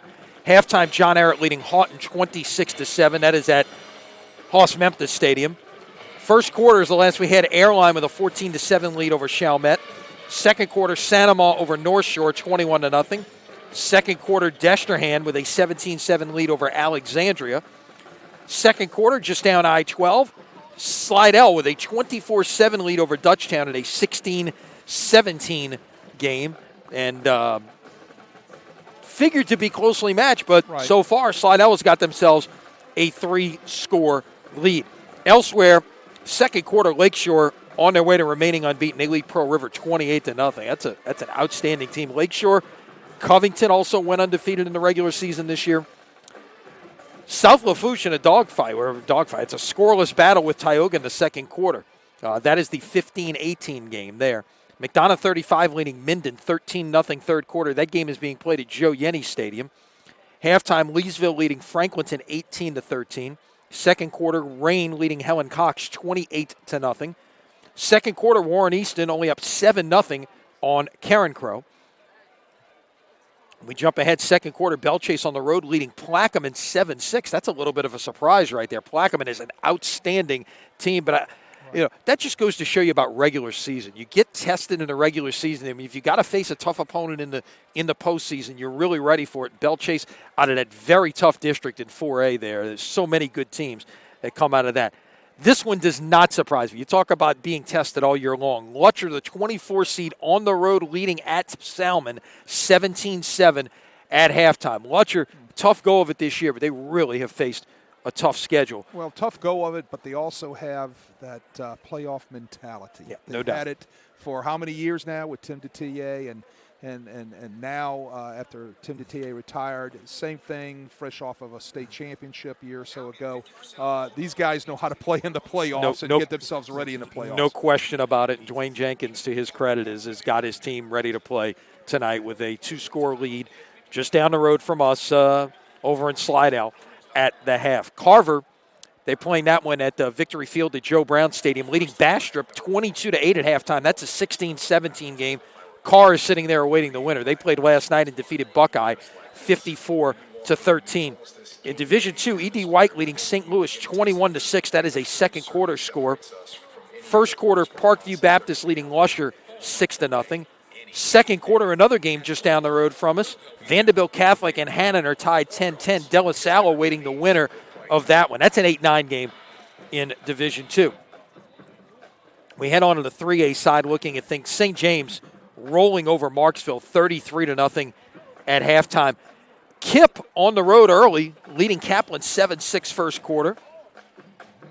Elsewhere, looking at some of the games that are in that portion of the bracket. Actually, let's jump ahead to the Division III portion of the bracket, where Dunham with a big lead at halftime over Pope John Paul, 42-0. Riverside leading North Lake Christian second quarter, 13-7. Country Day and Episcopal, that I believe is the 8-9 game in Division III. That is 7-7 first quarter in that one. So that's kind of a rundown of what is going on around the New Orleans areas. It's on this opening night of the playoffs. Actually, had a little bit of a sneak preview last night, if you will, with a couple of games. We mentioned that Carr game. They played last night. Of course, Carr and Landry Walker both use Berman Stadium as their home field. Carr choosing to play on Thursday night. Landry Walker playing there tonight, where they have an early lead over Walker. Well, that's the deal in New Orleans. You're going to have to get your stadium, and somebody's going to have to play a Thursday. Somebody might have to play a Friday. And in some instances, some will have to play on a Saturday. Yeah, it didn't work out that way this weekend. Everybody got it in on Friday. It was very possible McDonough 35 was going to deal with that. That's why Wayne Reese elected to go to Joe Yenny. It was sitting there open. It was an available stadium, and he did not want to have to play on Thursday or Saturday if he could help it. So that's good for them, and able to acquire Joe Yenny Stadium for use this week. And of course, there's some buys in the bracket, especially there's some on the non-select side. I know West St. John got a buy as the 1 seed in Class 1A after an outstanding year. You've got some buys on the select side. We mentioned De La Salle. We mentioned John Curtis. Both get to sit back and watch this week. Yeah. They get a chance to heal up. Yeah, exactly. It comes at a nice time, right at the end of a tough Catholic League schedule for John Curtis, and you get a week off as far as preparation is concerned. You work on yourself, get yourself better, get yourself healed up, and then you put in a good week of prep for your next opponent. You get to go out and scout them on the road live, even though you're going to get all the film that you want, but it's always nice to get out and scout and get a feel live for what you're seeing from an opponent. And the other interesting thing this year that is a little bit different from the last couple of years is on the select side as well. You're playing the round of 16 tonight. Next week is your quarterfinals. The following week is the semifinals on Thanksgiving weekends, just as we've seen. But instead of playing the select finals the first week of December, the same night as the non-select semifinals, all 9 championships are going to happen over a 3-day span, December 7th, 8th, and 9th in the Mercedes-Benz Superdome for the LHSAA Prep Classic. So if you do get to the Dome off the select side, much as the first year when they went to this, everybody, all the championships there on that one weekend, you're going to get a week off to get yourself ready to play in those championship games. Well, it is what it is. And it's like it's a lot of football over 3 days, but I like the fact that everything is back on one weekend. As compared to what it was last year. Yeah, I could sit here and talk about all the issues and the problems that they've had now going on with the splits into the divisions and not all playing together. But it is nice that they've got them all on the same weekend. It's nice for the fans. It's nice to be able to spread the games out in 3 days. All those things are important for, I guess you would say, in the end, giving the best opportunity for teams to be able to compete for a championship. Yeah, by the way, we've talked a lot in the first half and here at halftime about Jack Mashburn.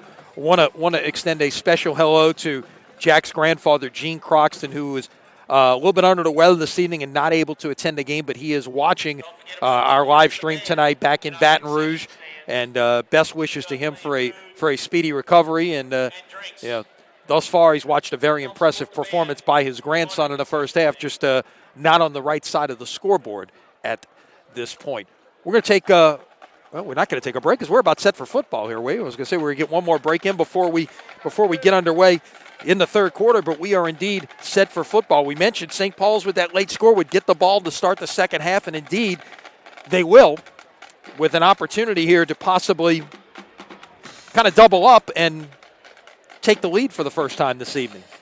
Well, it's nice to come out of it's coming out of the locker room, getting the ball, scoring as you're going into the locker room, coming close to scoring in the locker room, where they had that nice catch on the Hail Mary down there. It gives you some momentum. I want to see the changes and the adjustments made by both teams defensively to try to shut down some of these potent weapons that both teams have. Away we go here in the third quarter. Kick towards the boundary at about the 11-yard line, and this is going to be Vidal's going to bring it back this way, and it's well defended right there by the Tigers inside the 20-yard line, and St. Paul's will start about the 18-yard line here. Great coverage right here. Watch the guys in white. They're going to run their lanes. They're going to evade, and then they're going to tackle.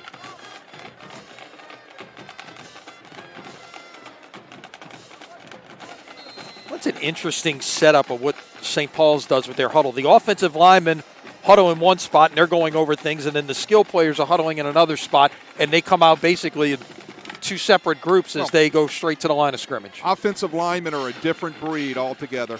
Those guys could be talking about where they're eating after the game. Just saying. From the 18, Mashburn, that is caught and near the first down marker. And we've called the name of Will Robinson quite a bit tonight. Will Robinson is one of these athletes that runs really nice routes. He gets separation right there. There wasn't anybody around him, and the ball was delivered on time. Again, these St. Paul's receivers are all weapons. These guys can run, they can catch, they can get open. Offensive line is buying the right amount of protection that Mashburn needs to get rid of the ball. So your favorite play, 2nd and 1 here. A lot of options from the 27-yard line. Again, 4 wides. Give it away this time to Williamson, who try to cut it back. And again, Holy Cross, as they did throughout the first half, a nice job defending. That is David Barnes, the defensive end. Came in with 44 tackles and 4 sacks, and a nice play right there to stop Williamson short of the first down. No gain on a play. Well, on the 2nd and 1 play, St. Paul's runs the inside zone play, and Barnes comes right down off the down block and bangs it up for no gain, and it's going to bring it up 3rd and short, which, again, you would rather be in 3rd and short than 3rd and long. It's all about that first down play. Holy Cross with 5 linemen in there. This will be Mashburn running himself on the sweep, and again that was Barnes on the tackle, but not before Mashburn was able to get the first down at about the 46-yard line or 36-yard line, give him 9. That's a design quarterback sweep. You can see the lead block coming out of the backfield. They're blocking on the edge with the receivers. Mashburn takes the ball, tucks it, runs, picks up the first down. Mashburn now with 77 yards rushing in this game. Got 9 there. Mashburn looking to hit the slant there, and it's incomplete. It was intended Logan Davenport. Haven't seen him at running back tonight, almost exclusively at wide receiver, although he does back up Williamson at running back. That ball was a little timid coming out of Mashburn's hands right there. It didn't look like that is exactly where he wanted to throw the ball, so I don't think he actually put everything he wanted to on that pass. Hence, the ball was a little bit off target and almost picked off. Michael Philippe is in the game that time along with Williamson in the backfield. Williamson on a carry. And again, look, we've not, we saw over 400 yards of offense in the first half, but one thing that was a constant is Holy Cross doing a nice job of containing Williamson, and they do it again there. We're going to see these guys run to the ball real well on the design sweep right there. You see a lot of white jerseys running in pursuit, getting to the ball, and when you have a lot of your same colored jerseys as a defense around the ball, Williamson's not going to go anywhere. Holy Cross with 6 in coverage right here. They'll throw it underneath, and let's see if they can run down the receiver before the first down change. No, they can't. And that has been the favorite target thus far of Mashburn tonight, and that is Grant Grosh. Grant Grosh runs the underneath route after everything's cleared out. They clear out the zone coverage of Holy Cross. Everything's cleared out deep. What do? They dump the ball underneath on the drag route to Grosh. Grosh picks up the first down yardage. Needed 11. He got 13. St. Paul's with their second first down of this opening possession of the second half will play it from the 48-yard line. 2.5 minutes gone by here in the third quarter. Holy Cross leading it 17-13. Give it away to Williamson, and once again, there's a host of Tigers there. He'll pick up 2. And look, to St. Paul's credit, they are sticking with feeding Williamson right here. He's the type of guy who could just break one at any time now, and you've got to make the defense continue to respect that. Right, and to St. Paul's credit right there, they're also sticking to the game plan. They've got to feed the guy that got them there, and he's one of the guys that has got them to the dance. From midfield, 2nd and 8, fake the handoff. This is that tunnel screen that we've seen quite a bit of. They run the tunnel screen right down the line of scrimmage. Nick Stanton on the catch, number 82. You'll see Stanton come right down the line of scrimmage off of the fake. He comes back, and you see the offensive lineman out in front of him right there. They can go downfield as long as that ball is thrown behind the line of scrimmage and it's caught behind the line of scrimmage. It's a screen. 3rd down 6, cross midfield now at the Holy Cross 48-yard line. Big conversion down here. Play action and thrown and caught by Grosh, I should say. He's been outstanding tonight. That was a nice slant right there. Catch and run goes for 19 yards and yet another St. Paul's first down. Great route by Grosh here. There's the slant. The ball is drilled right in between the defenders into the open window. He has had an outstanding night. That's his 6th catch this evening. So now at the 29-yard line, going far side, and with the catch and run there, that is Will Robinson, and he has a first down. A little bubble screen out to the number 3 receiver, bubbling out to the offensive left off the play action. They've counted the numbers. The numbers they had out there was being able to block 2-on-2, get the ball out there, and have leverage on the defense, hence the word RPO, run, pass, option. Count the numbers, go where the numbers are less. That's the type of play you want to have. From the 15. The keeper this time by Mashburn off the left side. He'll get dragged out of bounds at about the 11-yard line, gain of 4.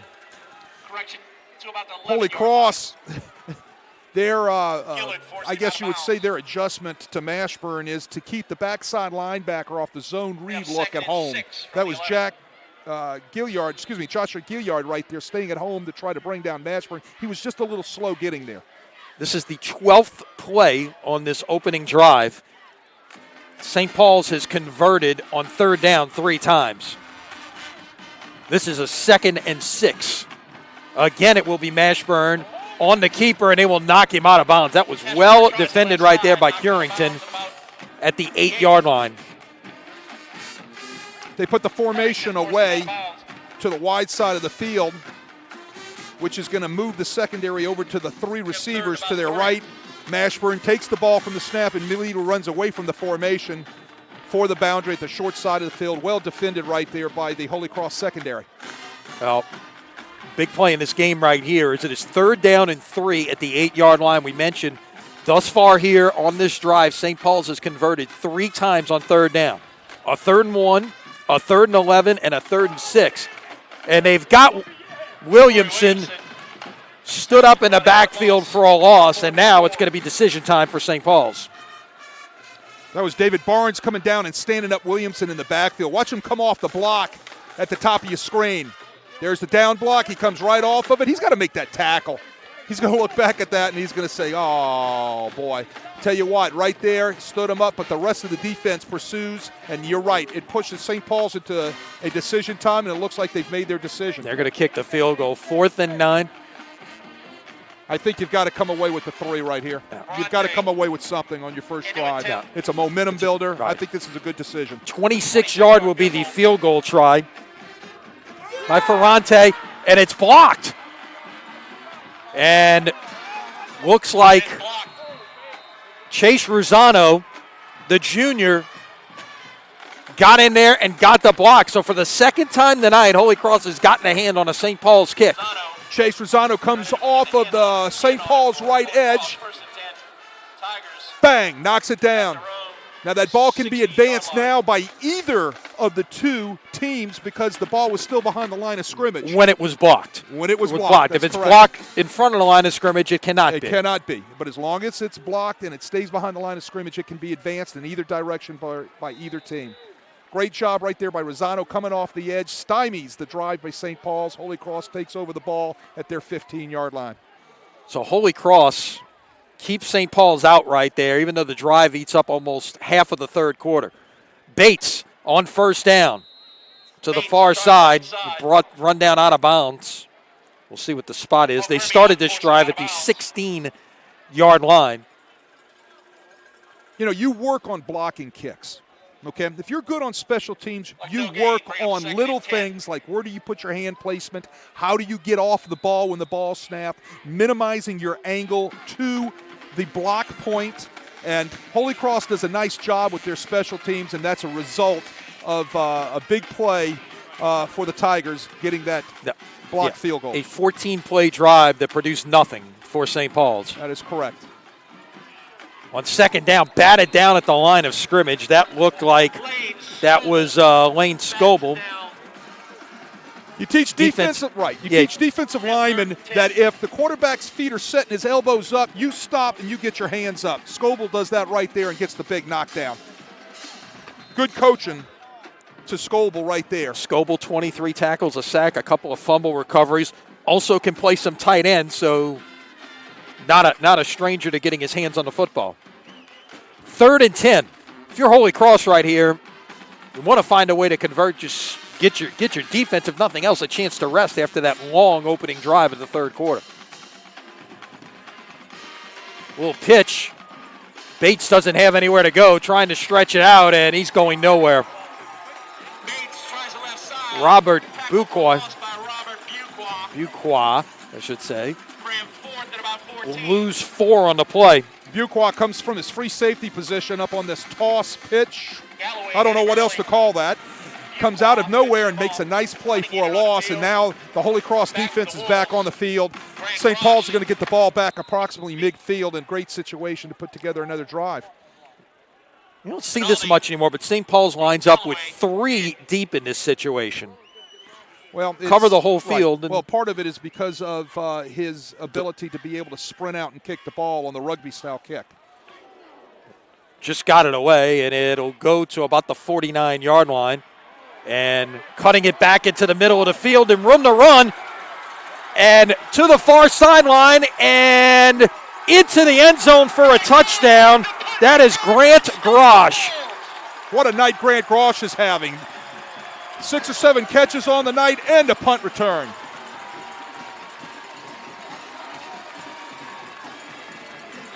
Here's your replay. Grant Grosh hits a seam right up the middle. Nobody there. Again, poor tackling by Holy Cross. He turns on the Jets, dives into the end zone for 6 points.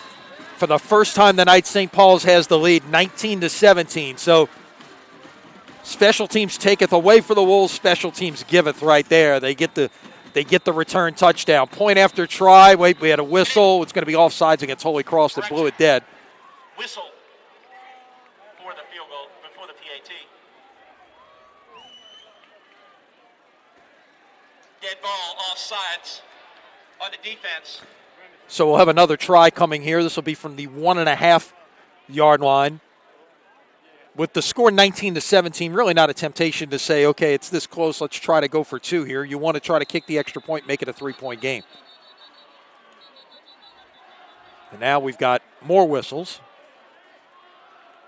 And everybody's going to huddle up, it appears, right about the 1.5-yard line with one of the officials. Well, officials are probably bringing them both together to tell them to probably cool their tempers down maybe a little bit. Maybe a few things were said, and of course, you want to make sure you keep it under control. We're way up. We're way up here atop Hunter Stadium, not down there to hear what's being said. Extra point try is good. 5:05 left to play in the third quarter. So with 5:05 left in the third quarter, your new score is St. Paul's 20 and Holy Cross 17. High school football and Crescent City sports brought to you by Hancock and Whitney Bank. One 5-star service from a financial institution you can trust. Hancock and Whitney Bank has you covered with nearly 200 locations across the Gulf South and products for businesses of all sizes. Learn more at HancockWhitney.com. Well, you're right. Special teams giveth, special teams take away. You make a nice play on one end, blocking the field goal. You got to turn around and tackle the next time you're in the phase of the kicking game, and that's exactly what happened on that punt return by Grosh. There were missed tackles, and don't take anything away from Grosh. He did a nice job splitting the seam. But when you have an opportunity to make a tackle, you got to make sure you bring the returner down. That'll go on a line drive. That's Rosano at about the 11-yard line. And he will bring it out past the 30-yard line. So Holy Cross, some decent field position here to get the second possession. The third quarter started.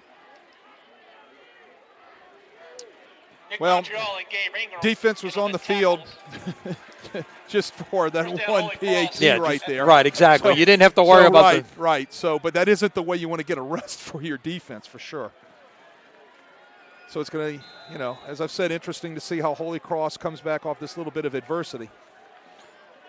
First time tonight they're playing from behind, trailing this one 20-17, 4:59 left third quarter. First round of the Division I playoffs. The winner gets John Curtis next week at the Shrine on Airline. Bates just pounding it up the middle.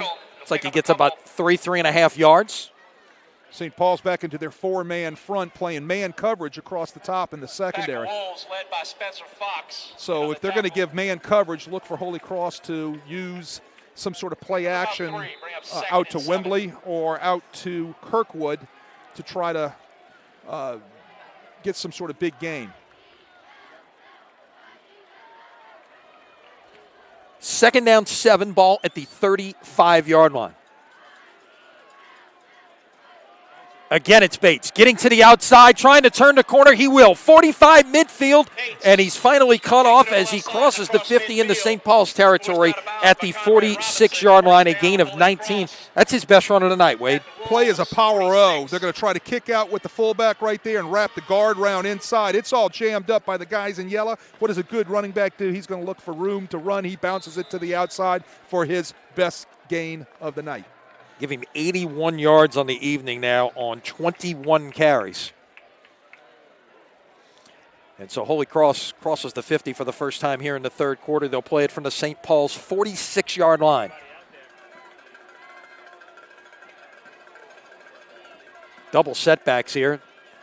Give it away once again. That is Bates, but nowhere to run. Bates tries the middle, tackled by Maybe a half a yard on the stop. Lane No Scoble gain, 2nd and 10. from his defensive end spot. And Watch Lane official. Scoble right here come down off of the tackle's block.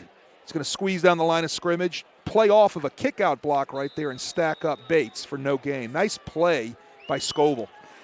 they'll officially give him a yard. 2nd down 9 at the 45-yard line as we tick under the 4-minute mark here in the third quarter. Holy Cross gives up the return touchdown, looking to answer and try to get the lead back.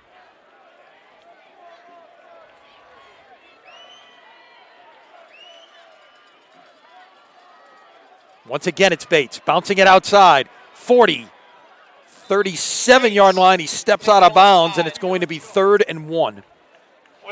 St. Paul's is so scared of the inside zone running game that they're stacking everything up inside, and that's leaving a lot of room for Bates, as we've seen already tonight, is to bounce the ball outside. He again does it there. Everything's stacked up inside, so you're going to take what you get. Everything's open outside, so a good running back, as I said, is going to bounce the ball. What's got to happen is St. Paul's going to have to get some support on the outside edge in order to stop that bounce out by Bates. They're not getting any safety support.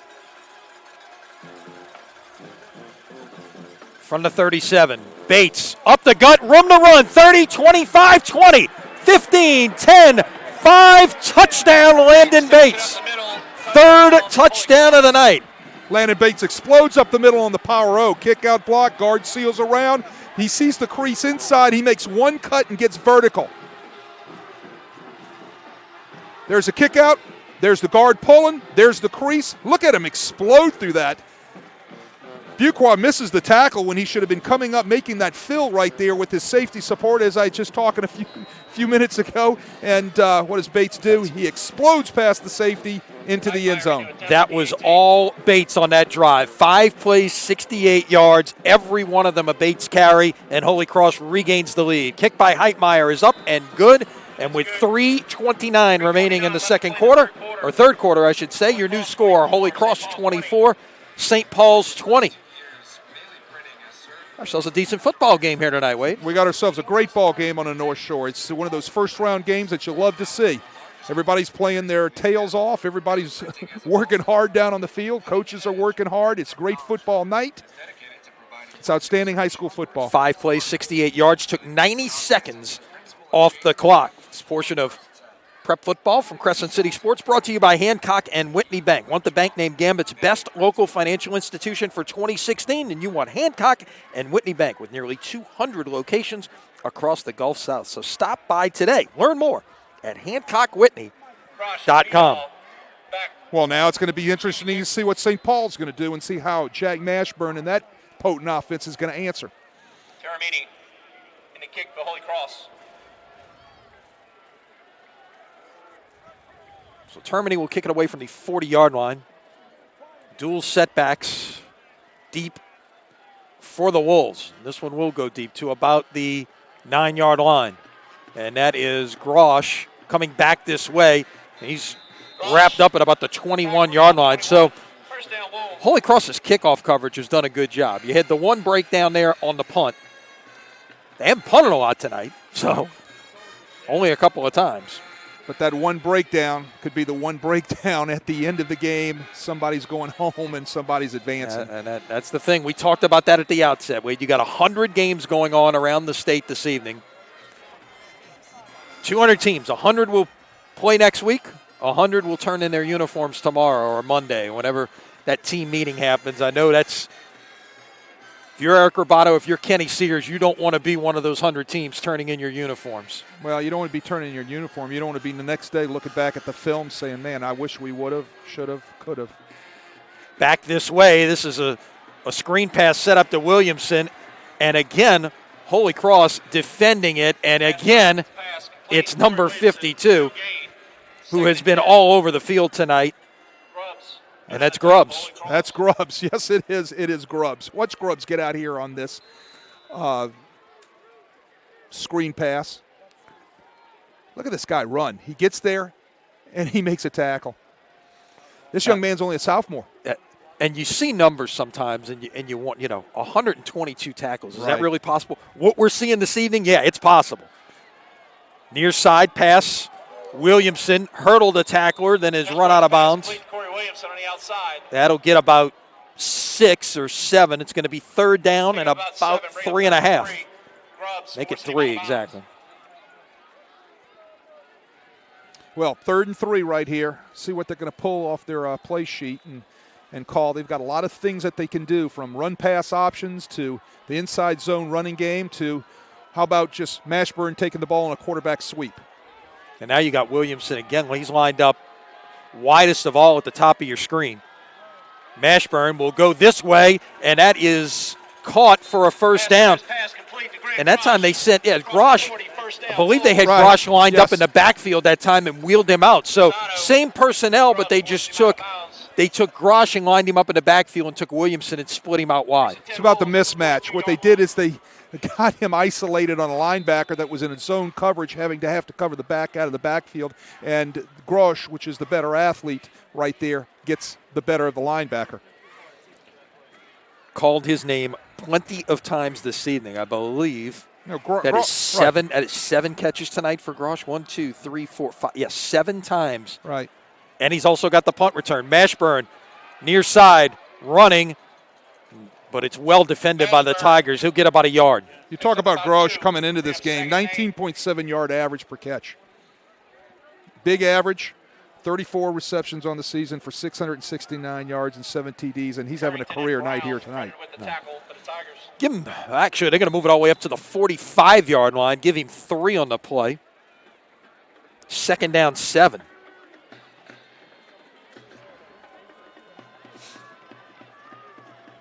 Two in the backfield. Mashburn.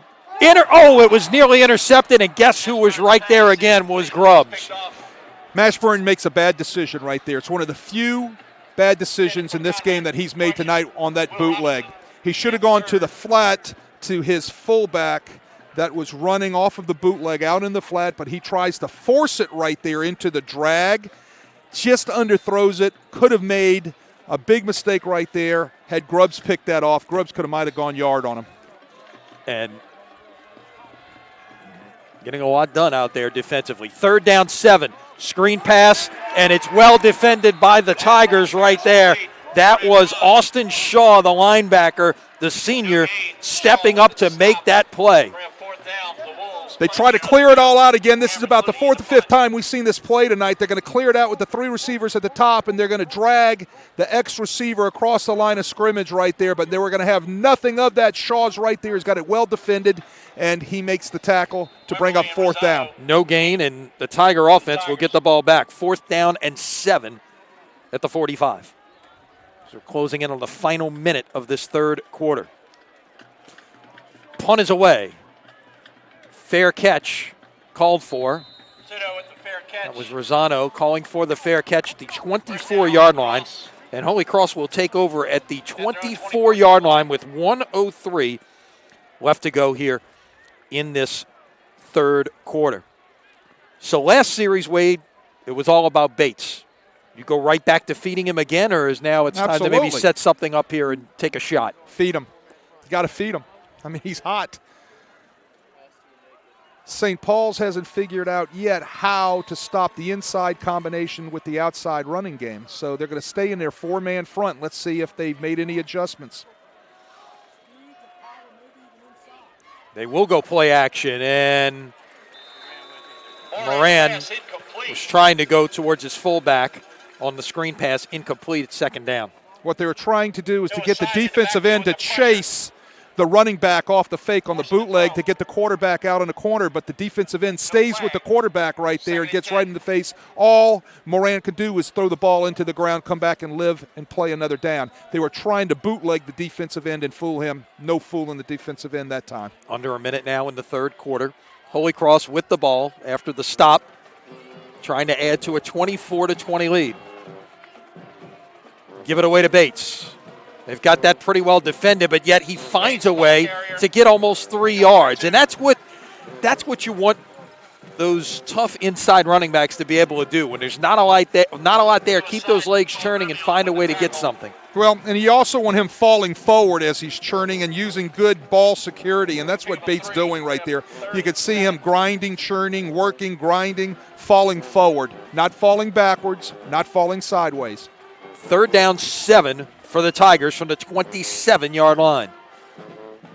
Moran escapes, now rolls, takes a shot downfield, and that was intended in the direction, I believe, of Wimberly over there down the sideline, but In the backfield with the pressure. Scoble, nice pressure there, flushing him out, and Holy Cross goes 3 and out. Well, St. Paul's brings a blitz off the Holy Cross right-hand side. Protection didn't catch up to the blitz, so that forces Moran to have to scatter out of the pocket and just throw the ball away downfield. Let's see how Holy Cross manages this situation. Remember the last time they punted, St. Paul's ran it back for the touchdown. That was Garage on the return.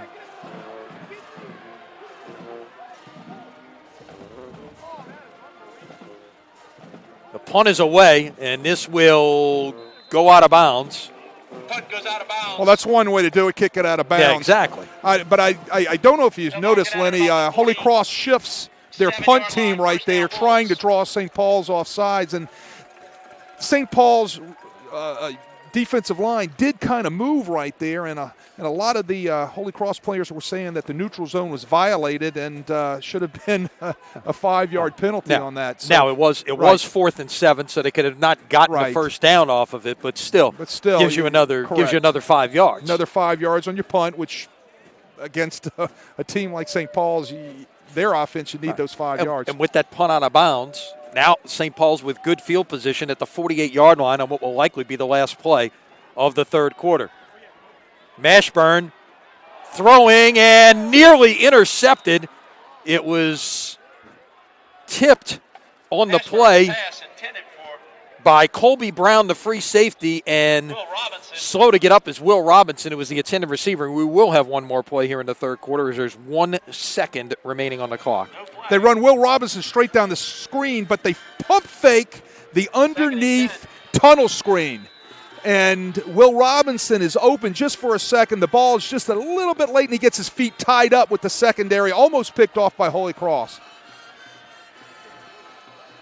So this will be the last play. Unless there's a penalty, this will be the last play of the quarter.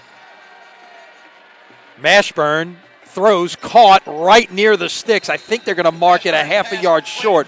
We'll have to see what the spot is. They might actually have to measure this before the quarter ends, and that was on the catch. See what the spot is. We'll see who made that catch right there. That's about the 3rd or 4th time tonight St. Paul's has hit the crossing pattern That's underneath the linebackers. That was Stanton. That was right. Stanton coming underneath the linebackers right there, wide open. The coverage has been run off, and Stanton just catches the ball right there at the sticks. Okay. So the 3rd quarter is over, but we're going to have a measurement to figure out whether we've got 1st and 10 or 3rd and inches when we go back to playing here. We'll stay with the measurement first before we take the break. Lenny Stanton runs his route right at the sticks. The coverage has run out of there, and he just shied up a little bit, and that's what we're going to see right here on our measurement to see exactly how close was he, or did he actually get the line to gain. That's going to be about a foot short, the length of the football short. Just short. So that is how we'll start things in the 4th quarter. 12 minutes of football left to play here in Covington. Goodwin tonight in his first round of the Division I playoffs. Your score after 3, Holy Cross 24, St. Paul's 20. Back after this on CrescentCitySports.com.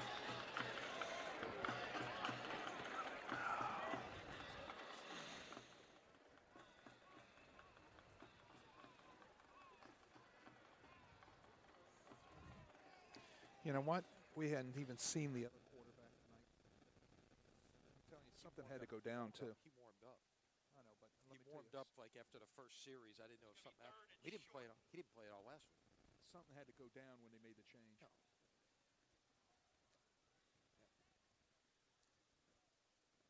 I'll bet you he won't be here next year.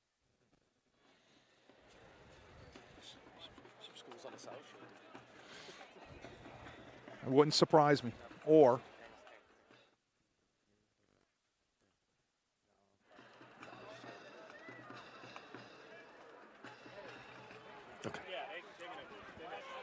All right, so we're getting ready to get things underway here in the fourth quarter, and it's going to start with St. Paul's playing third and about a foot.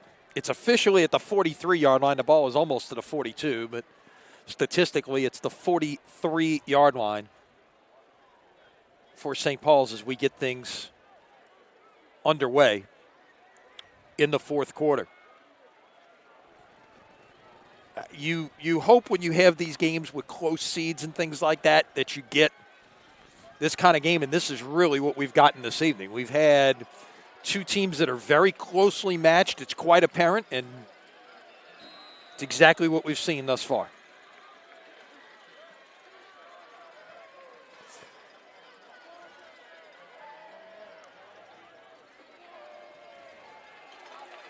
Mashburn from under center. And Mashburn First down, keeps. He'll get the first down. Well, when you're 6'4", 190, and you go under center, tell me what's coming. No doubt. No doubt. Spot the ball at the 41-yard line. Again, I go back to why do teams that take every snap in the gun all of a sudden go under center for the sneak? I mean, you know it's coming, but you can't stop it. No. Especially with a athlete like Mashburn. Drew Brees is 6 feet tall, and it's a great play when he sneaks it. Now they'll put the running back in motion, and he will take the screen pass and get the first down. Williamson's best play of the night, and it came on a pass. Well, they swing them out, and they got leverage on the secondary because they didn't have the numbers out there. It's 4-3. You can count them. 3 white jerseys, 3 blockers plus the ball. So when you get leverage like that, that's where you're going to go with the ball. You got your numbers, you got your leverage. Big first down pickup for the Wolves. Update some scores in the Division I playoffs after this first down play from the 30. Gonna give it to the fullback that time, and that was handoff to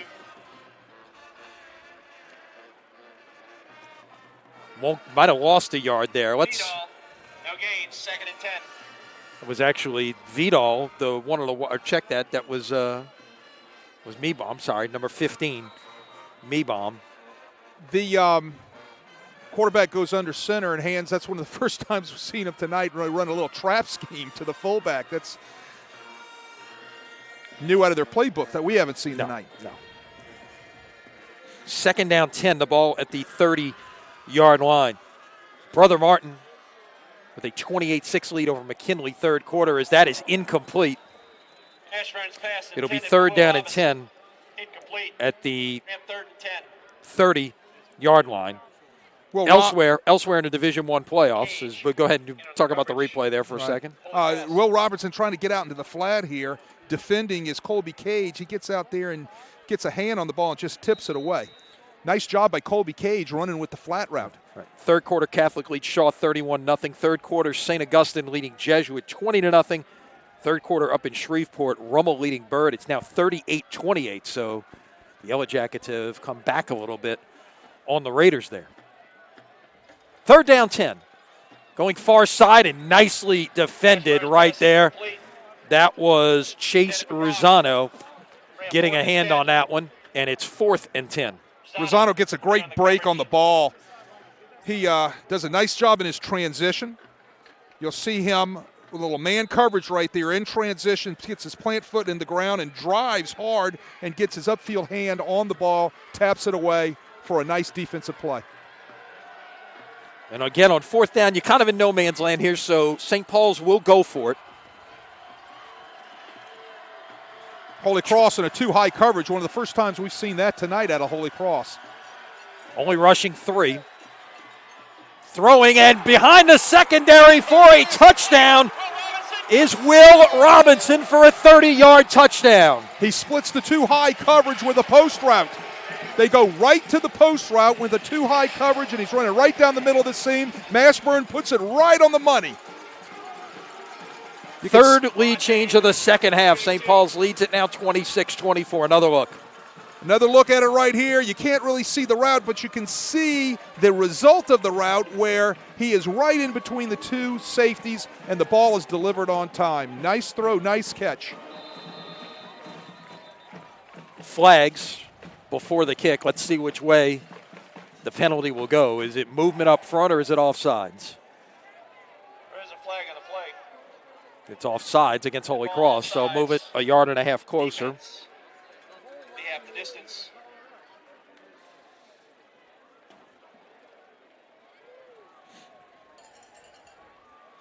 Boy, when you need a big play, Mashburn's right there to give it to you, either by his feet or by his shoulder, or his arm and his shoulder.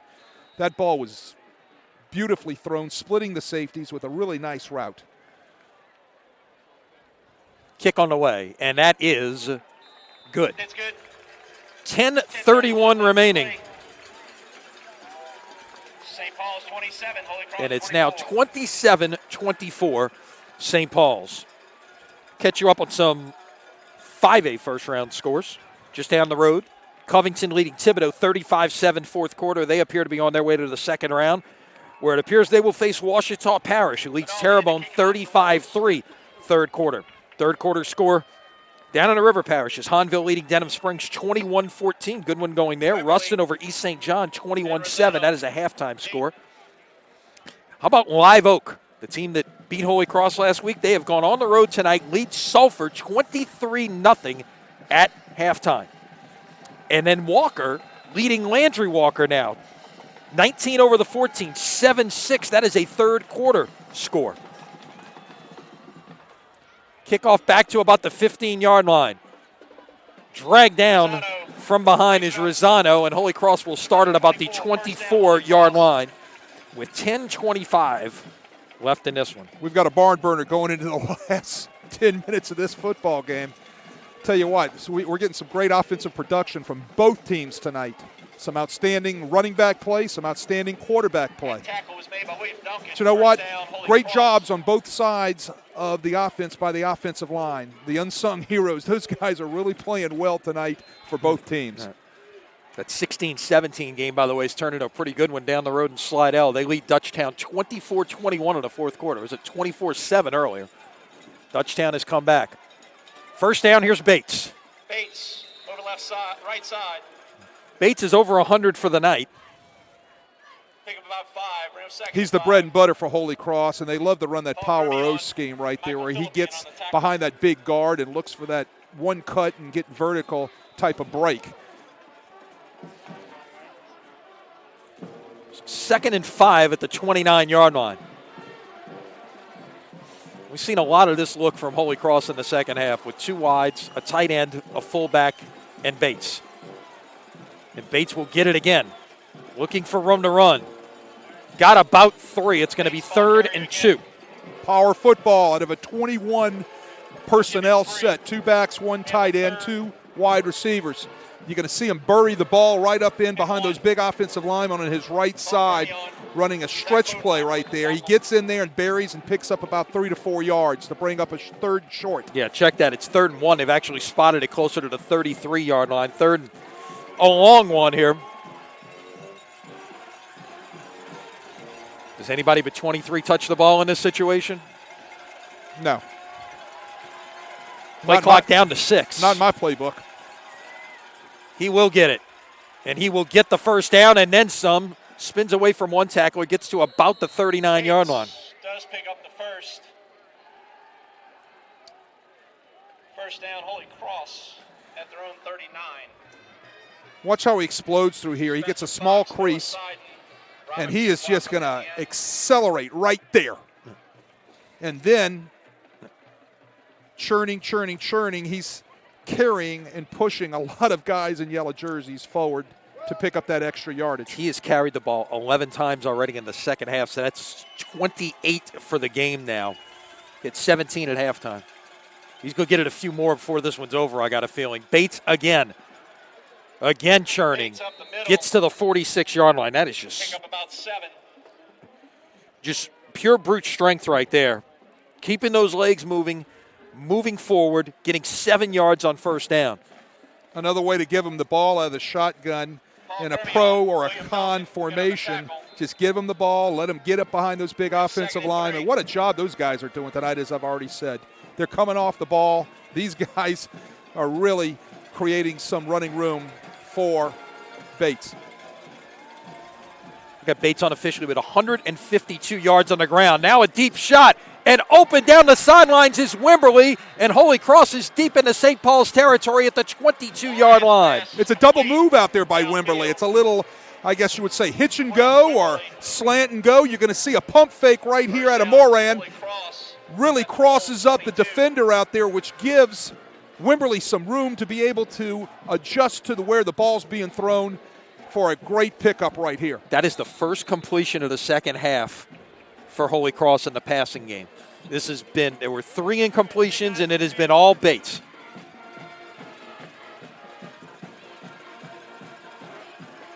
Holy Cross will spread it out this time with 4 wide receivers.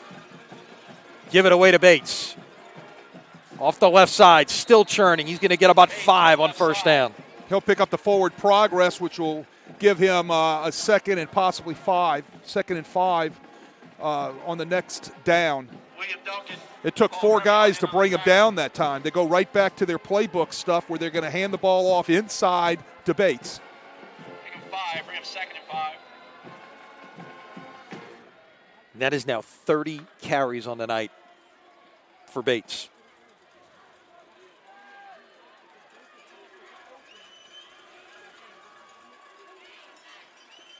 He's getting a break now.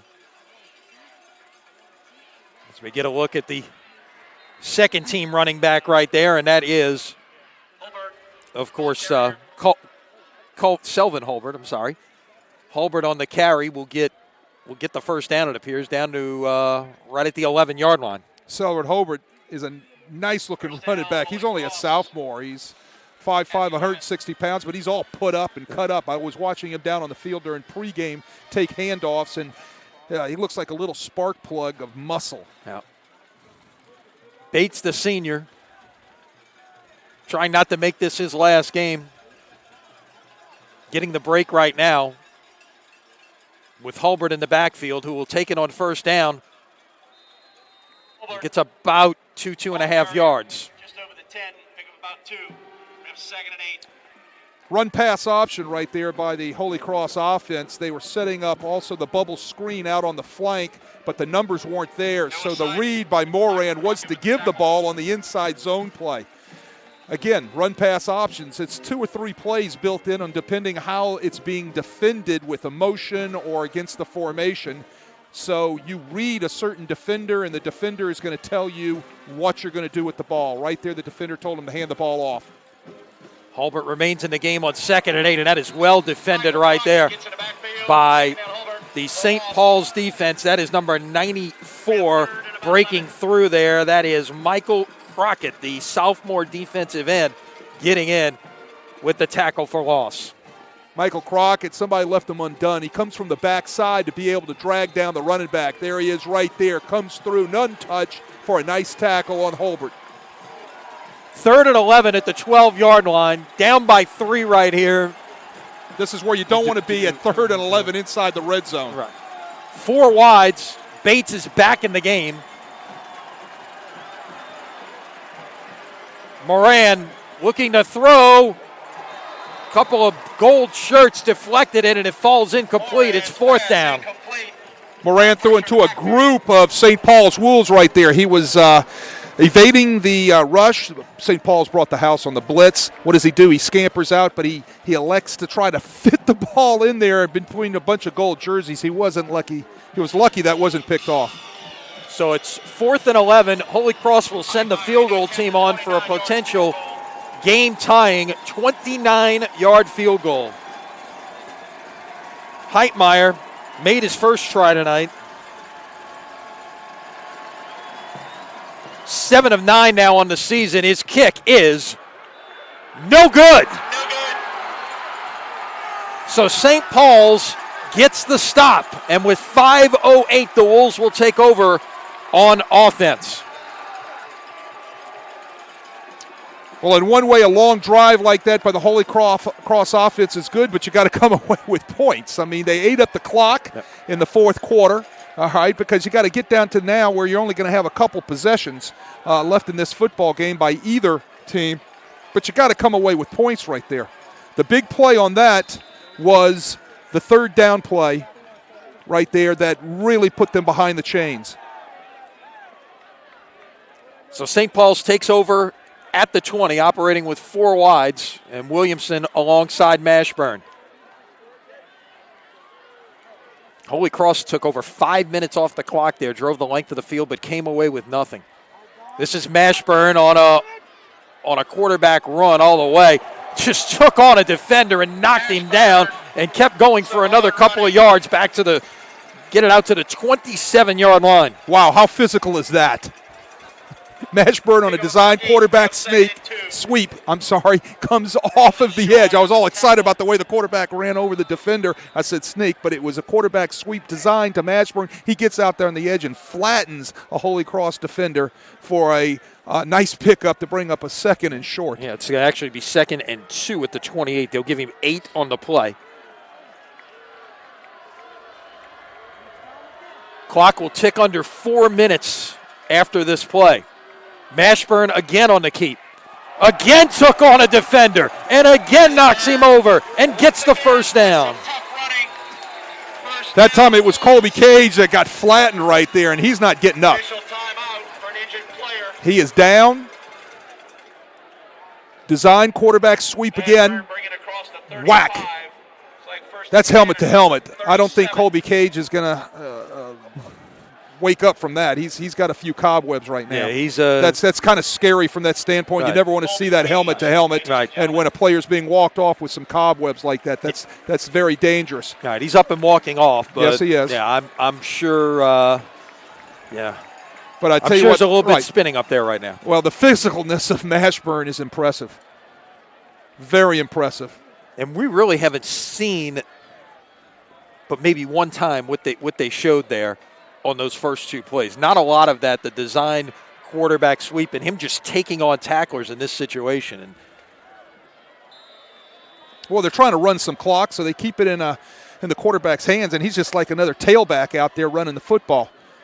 So they're burning clock. They're picking up first downs.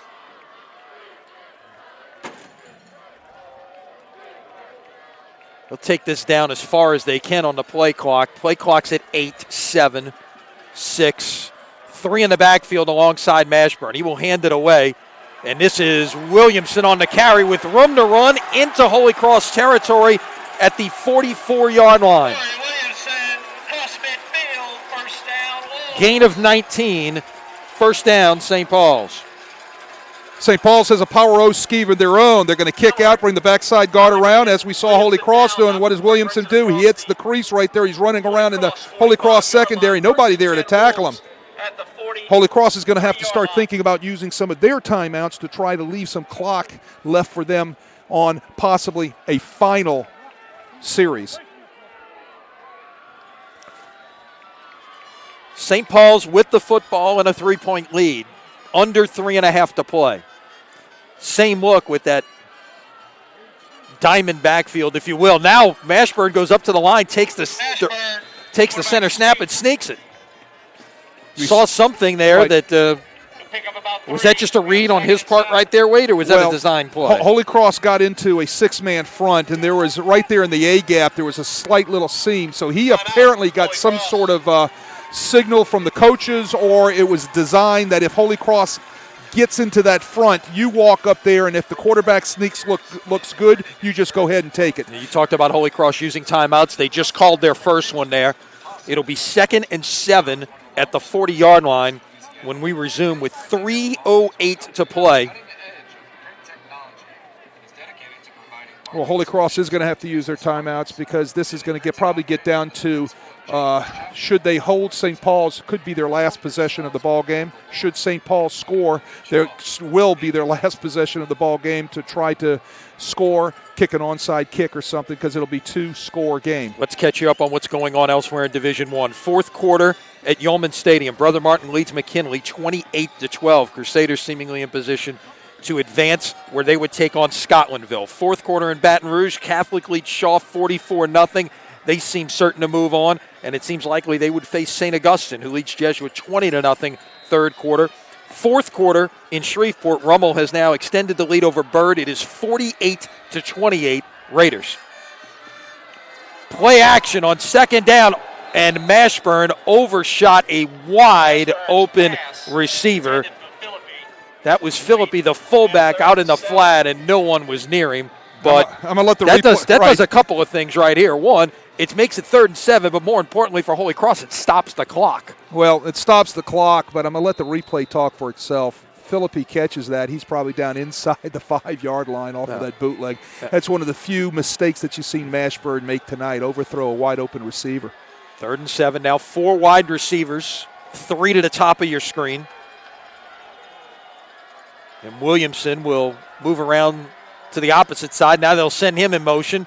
They've got the numbers that way. Do they have it blocked? It appears they do, but Holy Cross closes quickly and stops Williamson on that screen pass a yard shy of the first down, and Holy Cross will call timeout. They call timeout. It's going to bring up 4th down. Again, like you said, Lenny, they got the numbers out there. They've got 4 on 3, so you got 3 blockers in the ball. The win should go to the offense on that, and it does. This is a lot of what we saw Rummel trying to do against Jesuit a few weeks ago, when it was just creating the numbers on the perimeter where they could. I call it fast break basketball. 3-on-2, 2-on-3 basketball. You're trying to create numbers and angles and things of that nature. That's what spread offense is, and that's what the RPO offense is. Run pass options, where it's a simple concept. You're looking to design plays where you're trying to put your people in the best advantage, whether it's in space or it's inside, to be able to get the proper numbers to get an advantage. Okay, now 4th and 1 here, 34-yard line. Holy Cross obviously needs to make this stop right here. If you're St. Paul's, where are you going? I'm going Jack Mashburn, quarterback sneak. We'll see what they do here. It looks like they're going to spread things out with 4 wide receivers and Williamson, and Mashburn's going to go under center. 4th and 1.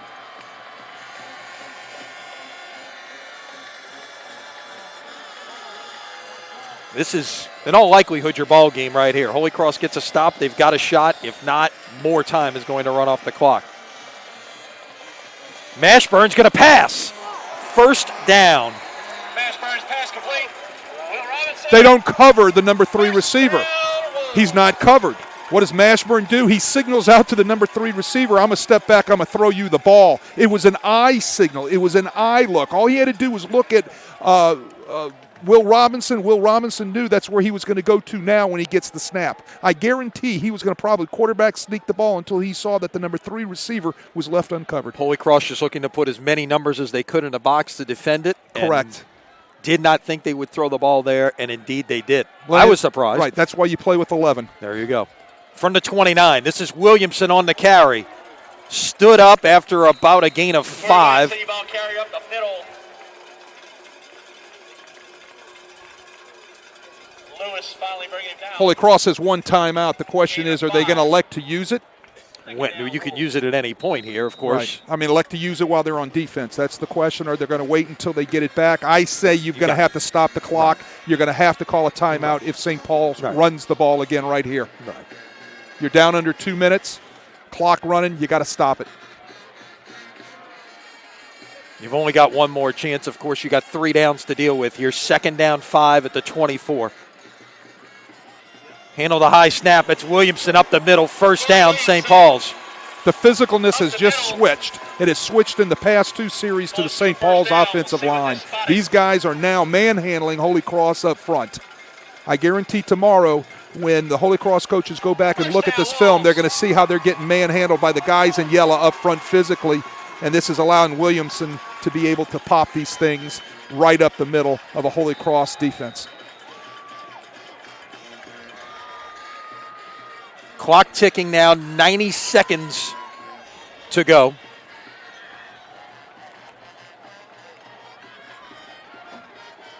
And it looks like they'll move into victory formation. We got a flag. St. Paul's had 12 men on the field. You can't do that. What's he doing? He's running out there. Now you've got 12. So what do the St. Paul's coaches do? They're kind of chewing him a little bit, which is well-deserved. So what's sad about that is he had no place to run off and hide. He had to run right off in front of the coaches. In these bright yellow uniforms, Right. you're not going to get missed out there. And that's now for he's sure. being banished to the end of the bench. Poor guy. And he's pleading his case.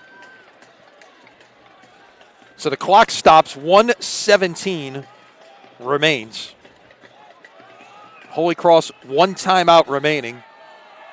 You do the math there, Wade, and You're better than I am. Victory formation right. It's a victory should formation. run out the clock. It's victory formation. There's no doubt about it. But, what that did is that little mistake right there has bought Holy Cross a little bit of time. Maybe anything can happen.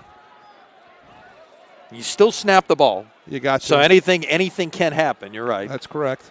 Got to make them snap it. Mashburn kneels, There's and your Holy time. Cross Right. will use their last timeout with 1:14 to play. There's your timeout. Exactly, right there. So a couple of kneels. If you figure it takes 40 on a play, that's going to two more knees runs it out because Holy Cross is out of timeouts. That is correct. So you look ahead. Now, St. Paul's, assuming the win here after 2 more snaps, now gets to head to the Shrine on Airline next Friday night to face a John Curtis team. Based on what you've seen this evening, and you've had a chance to see Curtis this year, St. Paul's is. How do they match up? I think they're going to match up very well based on what I've seen them do offensively thus far this evening. And obviously, they put up 42 last week. This is a different team, it appears now, with Mashburn running this offense. Here's the biggest difference. The physicalness that they're going to get for 4 quarters from John Curtis. That's going to be the huge difference. Now, what St. Paul's is going to bring in and they're going to do well is they're going to spread the ball around by formation and by personnel, and they're going to be able to get it out into space with their skill players. The other difference is, besides the physicalness of John Curtis, is John Curtis has the same type of skill player out in space that St. Paul's has. Did I explain that pretty well? You did. Exceptionally well. So if I was in Vegas, where am I voting? Or where am I betting? Oh. Of course, we don't get that opportunity. No, I but don't still, get that it's opportunity, right? I do. You play all year. You play all year to be the high seed. Right. Now Mashburn will run around a little bit. They want to make sure, I guess, they get enough time off the clock, so they shotgun snapped it to give them a chance to run around. That's kind of dangerous. You want to make sure you hold on to that ball. And what I was trying to say about the matchup, Lenny, was that this St. Paul's team, which is a fine football team, the opponent they're going to be seeing next week with John Curtis can match their physicalness all over the field, player for player. But also, John Curtis can match their skill players out in space. No doubt. No doubt. Should be a good one next Friday night at the Shrine on Airline.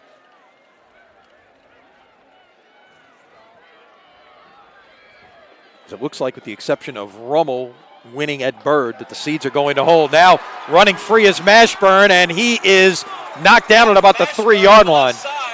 Gets inside the 5-yard line. First down, Wolves.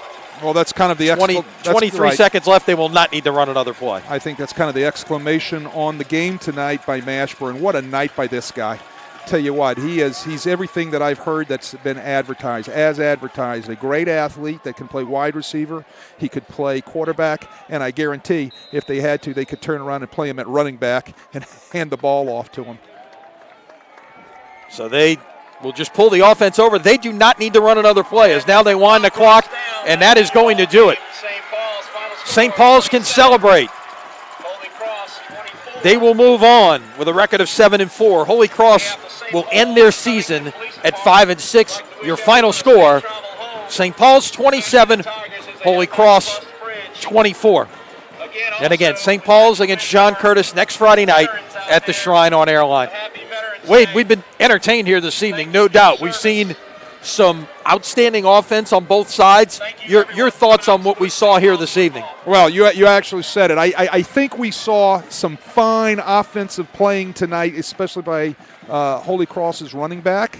All right, Landon Bates, who had an outstanding night. And then by, as I said, everything as advertised about Jack Mashburn. It was the Jack Mashburn offense tonight for St. Paul's, threading the needle with passes, running the ball, running over defenders when he had to, guiding the St. Paul's offense into a victorious situation, moving on to the next round. And what an look, outstanding they athlete. kept the ball the last 5:09. Correct. Holy Cross missed the 29-yard field goal that would have tied this. St. Paul's got it at the 20-yard line with 5:09 to play and proceeded to run out the clock. Exactly what you want in that 4-minute offense. Exactly. And it was basically Mashburn and Williamson at that point. Well, Holy Cross had no answer. No, They didn't have an answer, and that was self-apparent from early in the first quarter from Mashburn. And as I said, as advertised, outstanding athlete. It's going to be interesting to see next week how John Curtis is going to have an answer for Jack Mashburn, or if they do. Well, it's unfortunate in a game like this that was very competitive, but Right. this is the time of year. There is a winner, there is a loser, there is a team that goes on, and there is a Correct. team that goes home for the year. Two good football teams, two well-coached football teams, two outstanding groups of young men. It's just a shame that somebody is going to be picking up the equipment on Monday. One group will be moving on, but that's high school football. It is. It is. Wade, it's been a pleasure. Good to have you with us. We will have a game for you next Friday night. I can't tell you where. I can't tell you when. I can tell you we will have a game for you next Friday night. So just check it all out at CrescentCitySports.com. As soon as we can tell you who it's going to be, we will tell you what that matchup is going to be. Our thanks to Chip Merritt, our producer, Matt Merritt on the camera this evening, bringing you all of the pictures and the replays and the graphics and everything else that you got here this evening. A very entertaining night here at Hunter Stadium in Covington. For Wade Kaiser, I'm Lenny Van Gilder. We'll have more high school football for you next Friday night. Once again, your final score, St. Paul's 27, Holy Cross 24. Remember, CrescentCitySports.com. Check out the Allstate Sugar Bowl scoreboard. You get all of those finals as they start to come in here from around the state on a big first weekend of the high school football playoffs. Until next time, good night, everybody.